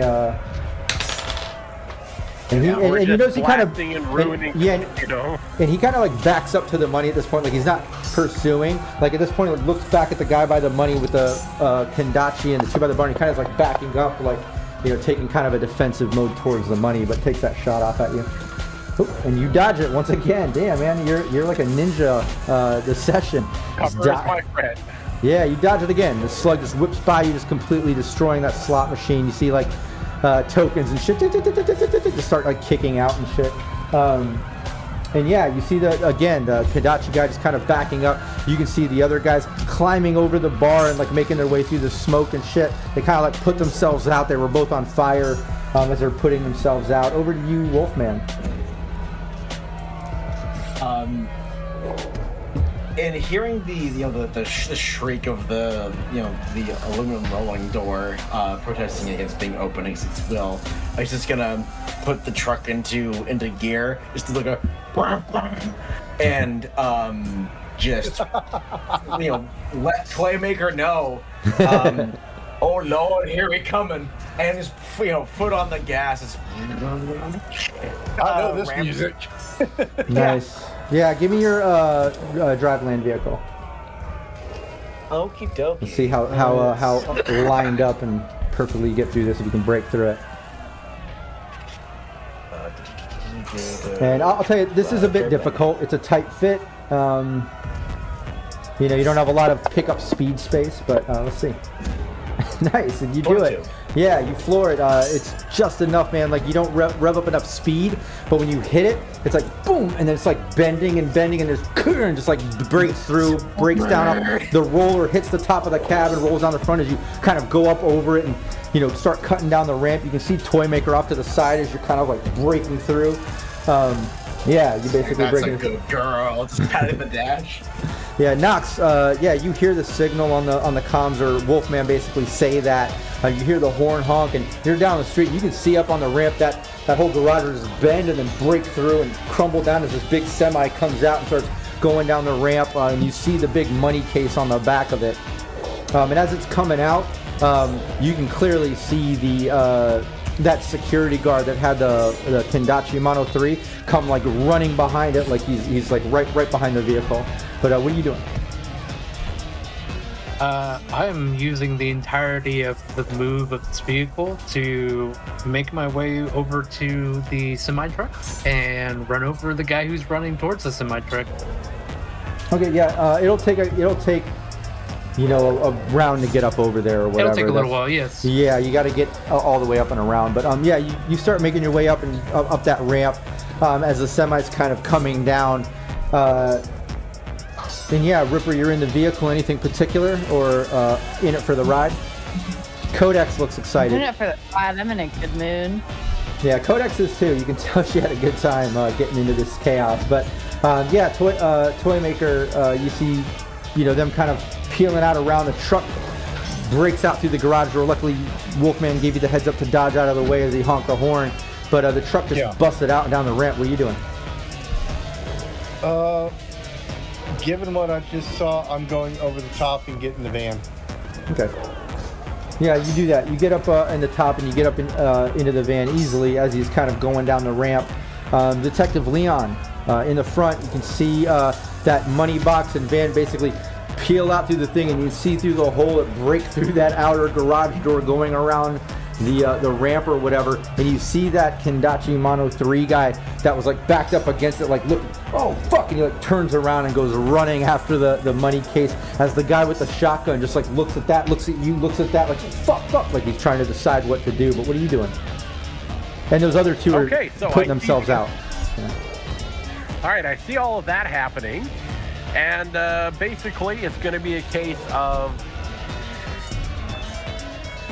nearest exit, and then I'm just going to start booking it for that nearest exit because the money's out. I don't need to murk these guys. I just needed to keep them from securing the money and not noticing that Wolfman was stealing the truck.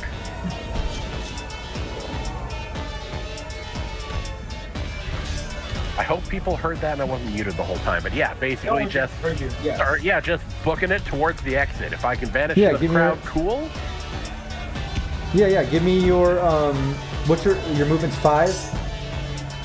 Yeah, movement's 5, and I'll use like the entirety of. I'm not gonna make so double it, make back. A run. Okay. Yeah, easily. Yeah. You can get out the door and kind of get into the crowd. Give me an evasion. Give me an evasion or a stealth. Lean into your strength, because this is you basically trying to get through this crowd and kind of try to disappear into the chaos. Yeah.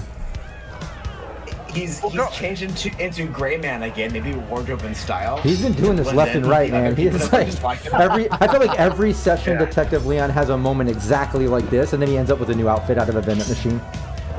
It's just every session. Yeah, just with the way it's had to go. I know. So we started with the evasion to make it into the crowd. 22 to kind of like evade my way into the crowd, and then nice. Do I have that? And then if I can, what I'd like to do is I'd like to move towards the protesters and just see if I can like throw the shotgun at one of them in a way that makes them react and catch it. I like that, yeah. Let's do all that in this move. Let's streamline a little bit. Let's do, I don't want to just like, holy shit, it's the shooter! Yeah, I like that. Yeah. Let's see, I want some type of I guess let's go with persuasion. I don't want it to just be athletics throw, but it's like convincing them to catch a fucking weapon and shit during the chaos. And you know what I mean? I think persuasion, unless you have another idea. Yeah. Oh, damn, look at you. Persuasion and holy shit. Yeah, you do exactly that. And the second you do it, people around them back up. And instantly, some of the rent-a-cops, oh shit, they pull out their pistols, drop it, try to drop it, and instantly putting it on that poor soul protester. And then just zip, and then just zips. Coveralls come off. T-shirt, California, I love my slut dad. Reaches in a backpack. Ball cap, phone dope. What is wrong with you? I like it. Lemon, and then boom, then boom. Leopard print, and then leopard print grape smugglers. Kick off the shoes, blend into the crowd. I'm just another tourist on a bender. Yeah, you do that. You start making your way around. At that point, Knox, as you're making your way up the ramp, You can clearly see that guy with the Kendachi, and I would say maybe Toymaker sees it. Wolfman's probably a little too focused on driving, but that guy with the Kendachi Model 3 like runs and jumps on the back of like the money case in the flatbed as he's like climbing on the back of the truck trying to make his way up to the cab. And then you see that guy with the shotgun come out the back door, like the one that was looking back and forth, saw Detective Leon run out, saw the money go. He obviously chose to follow the money. You see him run out the back of the garage door and like look at the truck and then take a shot off at the truck, but I'm not even gonna roll it. It's kind of pointless. The slug just hits the back of the truck. You see a little flash of fire, but like he's just like standing like fuck, fuck, fuck, and he's like on his comm, like talking or something. And yeah, that's kind of what goes down with all of the security guys. The other two inside that put themselves out, they might be heading in a direction or doing something, but they got to make their way out for anyone to even see them or whatever. So you know they're in there probably heading out somewhere. Wolfman, over to you. Driving. Anything other than driving? Because I'll take a land vehicle to make sure you're navigating down this ramp at full speed up over the garage and just getting your way out, unless you have something particular. Yeah. He'll just give a message to Knox, say clear the way towards, what was it, Cortex, our Netrunner? Codex, yeah. Clear the way to Codex. To Cortex's safe right. house. I like Cortex too, though. To be honest, that's a good one too. It's not a bad one. Yeah. It's not my input, not my fucking problem. Logged away. And he'll have said like Cortex or whatever the fuck. You know, as he's trying to message with one hand anyway. Yeah. I've got those big fucking like wide spectrum rear views. Do I see the Kendachi guard like hanging on to the money like an Indiana Jones baddie number 3? Yeah, give me a perception. Let's see how much you see. Okie dokie. Perception. Theoretically, not terrible. Nominally, not bad either. Yeah, you can't really see where he is. You know he jumped on the back or something, but you're not sure what he's doing or where he is. I can't see where he is, but I know he's there. Yeah, he's back there somewhere. Yeah. All right. You don't know, what he's doing, but yeah, he's back there. He jumped on. I'm just gonna do this a bit of a fucking 18-wheeler serpentine and see if I can give this guy a date with Sir Isaac Newton. Yeah, give me a land vehicle.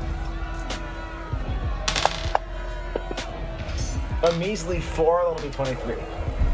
Yeah, you kind of do that, and you're not sure. You don't see him. You're not sure. But I'll say this: like, since Toymaker can see it and knocks on the way up, like you see the guy on the back, like climbing over the money thing, trying to make his way up to the cab, and as Wolfman's doing that, he like loses his footing and grabs the side of the case and pulls himself back on and starts like, grabbing onto things and making his way up towards the cab. Like he stayed on the vehicle and he's trying to make his way up towards the cab. But Knox, over to you. Your vehicle is you're right up there, like you're about to like pass the truck as Wolfman's coming down. But obviously you can't ram the guy. He's now jumped onto the truck. You know what I mean? But you see the guy with the shotgun up there by the garage door. If you wanted to keep going, you might be able to hit him. But I don't know. What do you want to do? How in terms of distances, how far is the fellow on the truck and from where I'm at? I mean, he's right there. You're passing the truck, like like he's on the back of the truck, making his way to the cab, climbing, and you're passing the truck. You know what I mean? Do we have any +2s left? I don't have any negative 2s. I used both of mine, but didn't seem to help this session. Yes, we got one from Furious. Oh yeah, Furious George gave one. Oh, there's one from PWB. There's another one. There you go. Thanks. Oh, perfect. Awesome. Do you guys mind if I take both of those? Because I want to do just an auto fire. Just, right hand on the steering wheel, auto fire, little SMG out towards that guy. There's another Only if +2. it's really cool. It's gotta be cool. Only if it's Yeah, cool. I think Okay. you guys have Let's 2 see +2s here. now. You have your luck. What do you want to do? Yeah, dump all That's your what I'm luck in doing. that bad boy. Yeah. I have no more luck to dump. That's why I was asking if I could take 2. So we'll have 1 left over, and then I'm gonna take. Let's see here. So that'll be +4 to this attack, and then the mini-me. Where is that fire? It's a little. 28. It's a little hard to hold onto a truck when you got an ass full of 9mm. What did you say? 28. 28, yes. What weapon are you using? What's On the an auto fire. What's the? Oh, so times 3, I believe, on the 2d6, right? 2. Or 2? Yes, 3. Yep. I thought it was 3. SMGs, yes. Yeah, Yep. yeah. Okay, yeah. Give me that 2d6. You got a max times 3 on that one. Nice job. You can thank PWB for both those +2s too, man. That was great. Thank you, BWE. Yeah. What'd you get? What's the? So that is a 21 in damage. Wow. And that is also armor piercing. Nice. Okay, hold on. Let me do a little bit of math here. Oh, hey. Speak amongst your role play amongst yourselves. Big Let me do a ol' little raid. math. Just, right hand on the steering wheel, gun, left hand gun, pointing out there. That's like got it sideways, GTA San Andreas style. Nice. Yeah. Not even looking at the, Yeah. Hey, thanks for the raid. What is that? Saladon. Well, we're doing CH? accuracy I don't know. by I probably got that. I'm here. butchering that name. I apologize. But yeah, you basically land that auto fire into him. It hits him hard, man. He gets knocked back a little bit, but he's still going. Like he gives you a dirty look as you're driving by, takes the fucking hit, does a lot of damage, but he's still moving towards the cab. He's not dead by any means, but yeah, land into him. Anything else, just to streamline a bit, like you're driving the vehicle, are you still going forward? Are you trying to turn around and follow the vehicle now? What are you doing? Like, what's the plan? Yeah, turning around, following the truck. Okay. Yeah, no problem. You're starting to work on that. Ripper, over to you. Just posted up, having a good time. You know you're trying to get through this to get to that address. You got plans with Layla from the Whammers, apparently. We'll see what that's doing. We'll streamline a bit to get to Toy Maker. You see the guy in the back just took all that auto fire. Unless, since you're both right there, Ripper, do you want to take any shots? Do you have, you have any guns or anything? You up until now, I think you mostly have beaten people up. Have you shot? Do you have a gun? Yeah, I have a pistol. Okay. Do you want to shoot at this guy as you're driving by after Knox went auto fire? No, I need to keep my image. Okay, that's smart. If you need to keep your image, one of your roller blades does have a microwaver built in. If you hit him with the microwaver, random cyberware fucks up, and you just have to stick your leg out the window. That's true. That's true. Nobody's going to even know you did it. Yeah. No. Yeah, why don't you try that? No one's going to know. I like that. No one's going to know. Are they going to know? They're not going to know. Small arms. All right, yeah, I'll do that. They're going to know. They're not going to know. What do I need to roll? It'd technically be your handgun, even though you're kind of using your leg Right. Cherry Darling style. Yeah, it'd be your handgun because you're aiming it. You know what I mean? Yeah. Okay. That's what I tell all my friends when they're riding with me. Just stick your leg out. Yeah. Yeah. I mean, Yeah, and ideally you're kind of in that 0 to 6 meters. Oh, shit! Nice. you got to be Damn. fucking kidding. And this guy was going to be on a negative from everything he's dealing with, but didn't even need it as you land it. Let me do a cyber tech check for this guy. Hold on. What is it? Random see, three Oh, that's a with fail. that, Okay, We've 1 second. front-loaded all our fuck-ups. With that, you see the guy as he's kind of making his way up with the mono. You can tell he's about to kind of thrust it in the back of the cabin of the window, like in the back of Wolfman.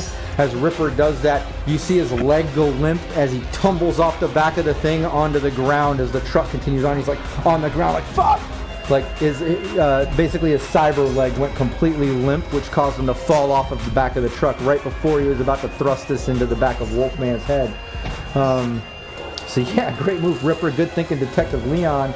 And that being said, over to Toy Maker. You see all this going down. You're seeing him approach. He was pulling out the mono as Ripper does that. You see him tumble off the back of the truck. What are you doing? disabling the low jack. What's that? I didn't hear it. Disabling the low jack on the truck. Okay, nice. Yeah, give me the flatbed, you mean? Yeah. Yeah. Give me the land vehicle tech check or whatever. Oh, okay.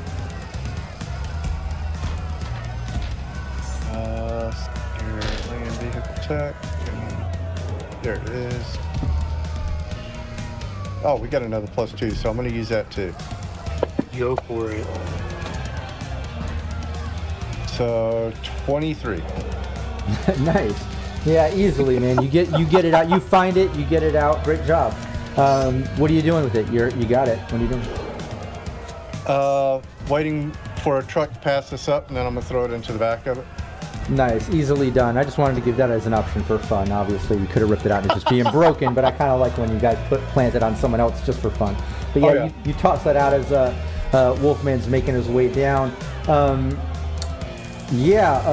Detective Leon, over to you. You're making your way around the back in your new outfit. You kind of break way through the crowd. And as you make your way around, you're kind of at that point, like, you see the truck coming down the ramp out to the thing with Wolfman driving, toy maker there. But you also see behind it, Nox and Ripper and Codex turning around in the Nomad vehicle, turning around to follow them down the same ramp. You're kind of at the bottom of it. In the streamline, what do you want to do? You have the opportunity. You could probably get into the truck, or you could get into the Nomad vehicle, or you could keep going down and try to get into that SUV that you confiscated before and turned into a service vehicle if you wanted to. But you have options. What do you think Detective Leon would do? What are you doing?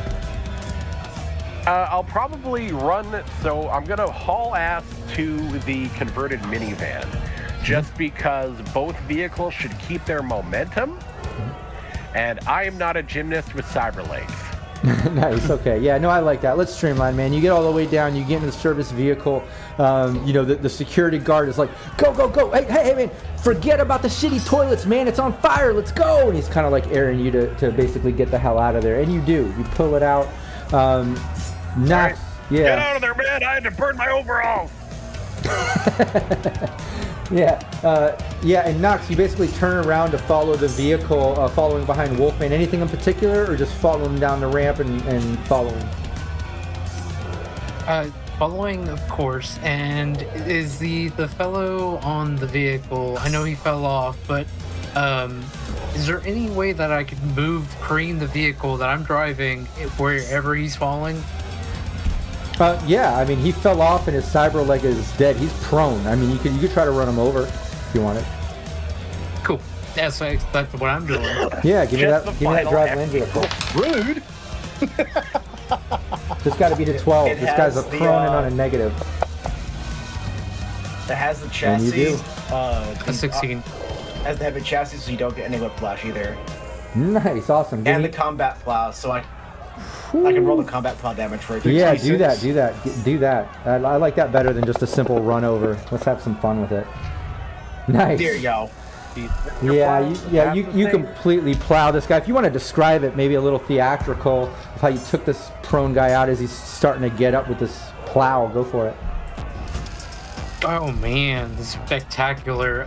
So he falls, and as he's beginning to get up, all that happens is that combat plow goes into him, into the right side of him, and his head, you hear the crunch of the skull crashing against the hood of the vehicle, and then I hit the brake a little bit so the body falls off, and then I just kind of run over it as we continue forward. Nice. Yeah, and as you do that, the last of opposition is kind of taken out. You see the guy in the back with the shotgun just kind of throw his shotgun down. He's like, fuck, and he's going like that, and he's on his comms and kind of panicking as you guys kind of peel out, make your way down the ramp out into the streets. You hear sirens approaching. There's lots of chaos out there. As you're out in the street, which way are you going? You're kind of on the side where you can go one way up towards the main strip and shit, or the other way towards the off strip and in the direction of combat zone. Combat zone. What do you guys think? Yeah, combat zone's the best place. It's closer to Codex's place. It has multiple places where we can ditch the vehicle, load the money, and fuck off. Right. Move it all into the little maintenance van. Nice, yeah, you can do that. Let's streamline it. You guys are out there. I'd like to get a drive land vehicle from Wolfman and Nox, though, and Detective Leon. That makes sense. There it is. Uh-oh. Oh, What did I get? Too much car for you, man. A meager 17 on a critical failure. It's been a while since I've driven anything, so there we go. I got it. Nice. You crit failed, and you still did do better than me. Yeah, I mean, all of you do well except for Nox. we'll say that you make your way into the combat zone. You find a place to kind of pull over and gather your thoughts. As you pull over, you do notice like a lot of the locals looking and like people noticing this big case of fucking money on display. So you guys kind of move quick and decide what you're going to do. But during that chaos of getting there, Wolfman, you do notice that your Nomad vehicle is all fucking dented and scraped up along one side. It seems at one point during the chaos of getting out, Knox must have scraped up against something or fucked up the whole side. You know the family's going to be pretty pissed about that. He's just, should let me drive. And just keep on trucking. Nice. Well, you're in the combat zone. What are you doing with the money? You've basically got this, converted SUV looking like a service vehicle. You've got this Nomad vehicle from the family that's dented down the side. And you got this huge flatbed with this case of cash. And you've got people in the combat zone walking by like, what the fuck? And looking like wondering if it's real or what's going on. You got to act quick. What are y'all doing? Directing both nomads, I look at the two strong boys and look at them like just begin moving money into that little maintenance vehicle.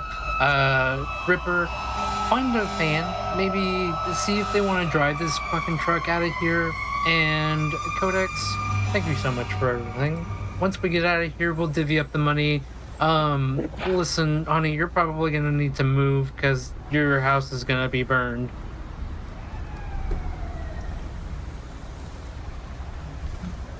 I don't think anyone's gonna know where I live.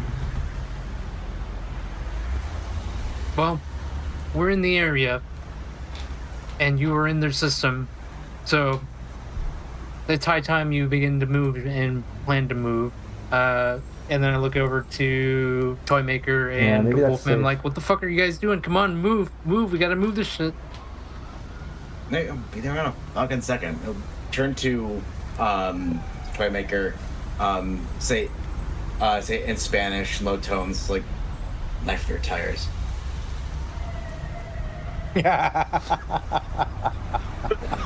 Yeah, but in order to streamline, look, it's not that heavy. It's a big case, but it's, mostly for display. Bulletproof. Probably only weighs a few 100 pounds in total between the cash and case, but you can easily lift that up. Probably Toymaker by himself, any of you with decent body. But you can lift that up. You basically unrack it from the back flatbed, get into the back of the service van. What are you doing? You're going to leave the flatbed there, all get into the service van. You got the Nomad vehicle. Tell me who's in what and where you're going and what you're doing. First, I'm going to see if the Monokatana's still on the back of the truck, and then I'm going to get into the Interceptor. No, it was with the guy, but... Damn. Yeah, getting into the service. Give me a luck check. Fuck it. Let's see if he dropped it. You haven't had good with luck checks. Let's see if now you are. Give me a luck check, Toymaker. Yeah. Fuck it. Nope. No. Nope. So I never put any points in the luck. Yeah, where's everybody going? Which vehicle? Is everybody... What's going on? All right. I'm going to hop into the Interceptor. Okay. I'll stay in the driver's seat of the van unless one of the nomads wants to shuffle me out. The intent was to knife the tires of the Interceptor and the panel van and drive off with the flatbed. Oh, okay. But we're streamlining. We'll jump into the Interceptor, I guess. Yeah, I mean, you can still do that. You can still do that if you want to. I streamlined. I didn't catch that. I thought you were popping the tires of the flatbed so no one would take it as you guys were leaving. I didn't get it. I get it now. No, this entire time, Wolfman has been trying to subtly fuck up with Toymaker with all of the money. Yeah, you guys can try to do that. You can see it. Oh, it's on it's just fucking there.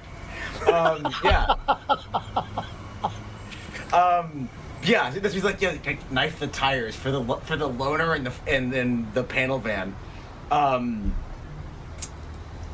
and yeah, he's just gonna he's keeping the truck on. But yeah, we're getting to it. We're getting to it.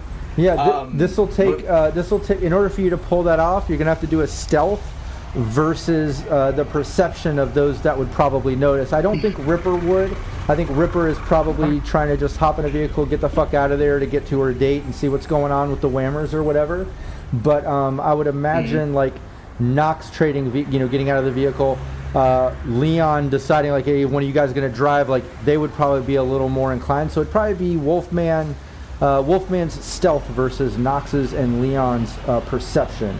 And I'll say this, just for the sake of streamlining, we don't want a whole another hour of player versus player combat.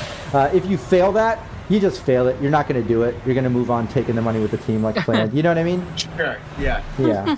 Yeah. So you got to beat a 20. Give me that perception, Nox and Leon. You better hope you see it, otherwise they get the money and you guys get nothing. And Ripper doesn't care. She's got to hook up with Layla, so in the Whammers. So it's really up to Nox and Leon here. Well, there we go. Fair. Right, well, we'll see what my perception does for me.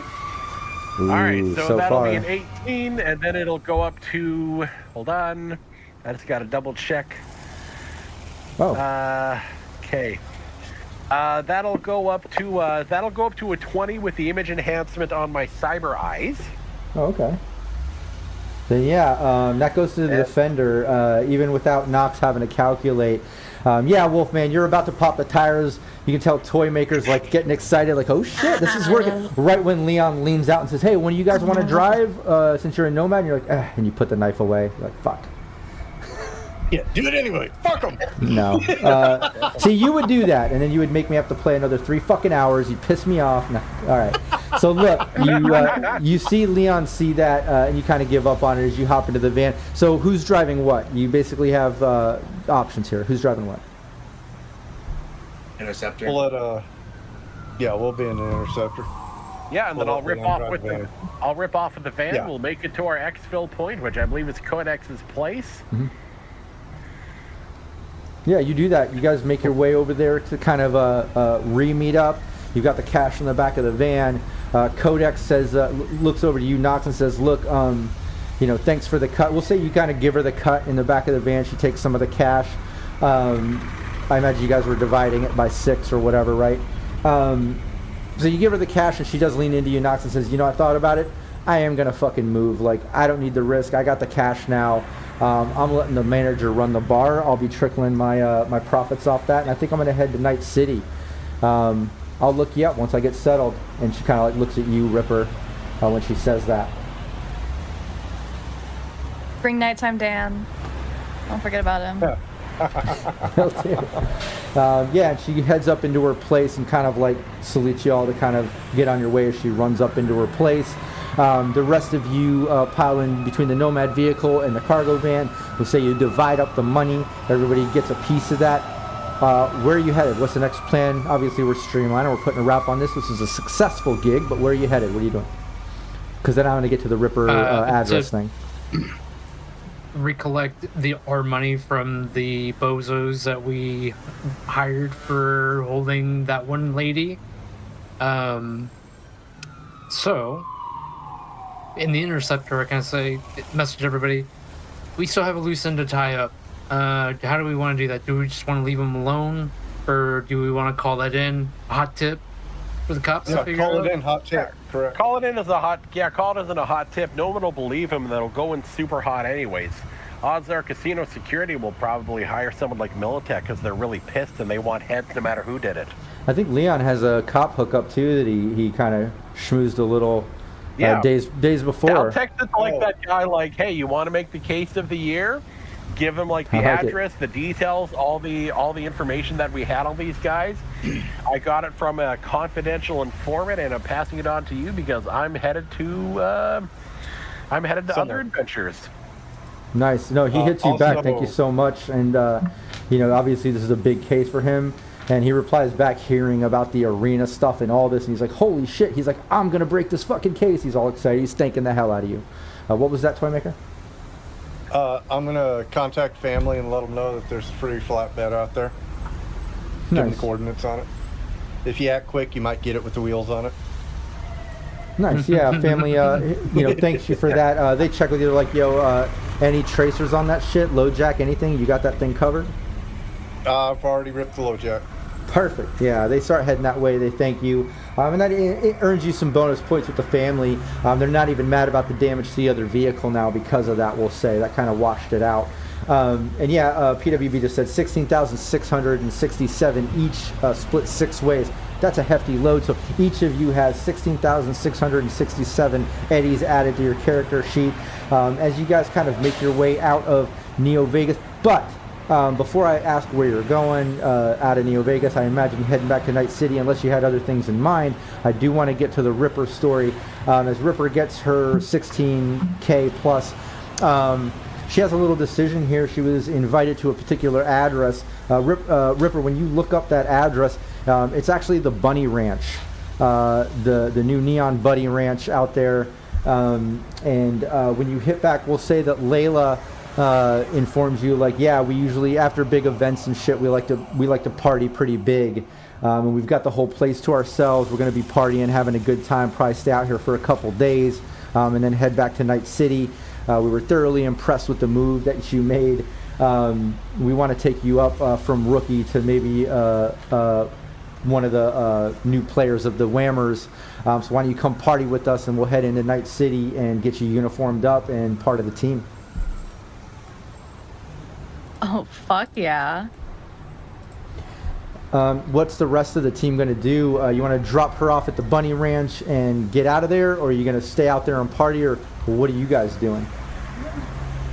She's independent. She can find her own way there. And she avoided doing anything that would incriminate her during all the chaos too, which was very smart on Shig as a player's part, I'll say. But Ripper, yeah, very clever, very successful. But the rest of you, maybe not so safe, right?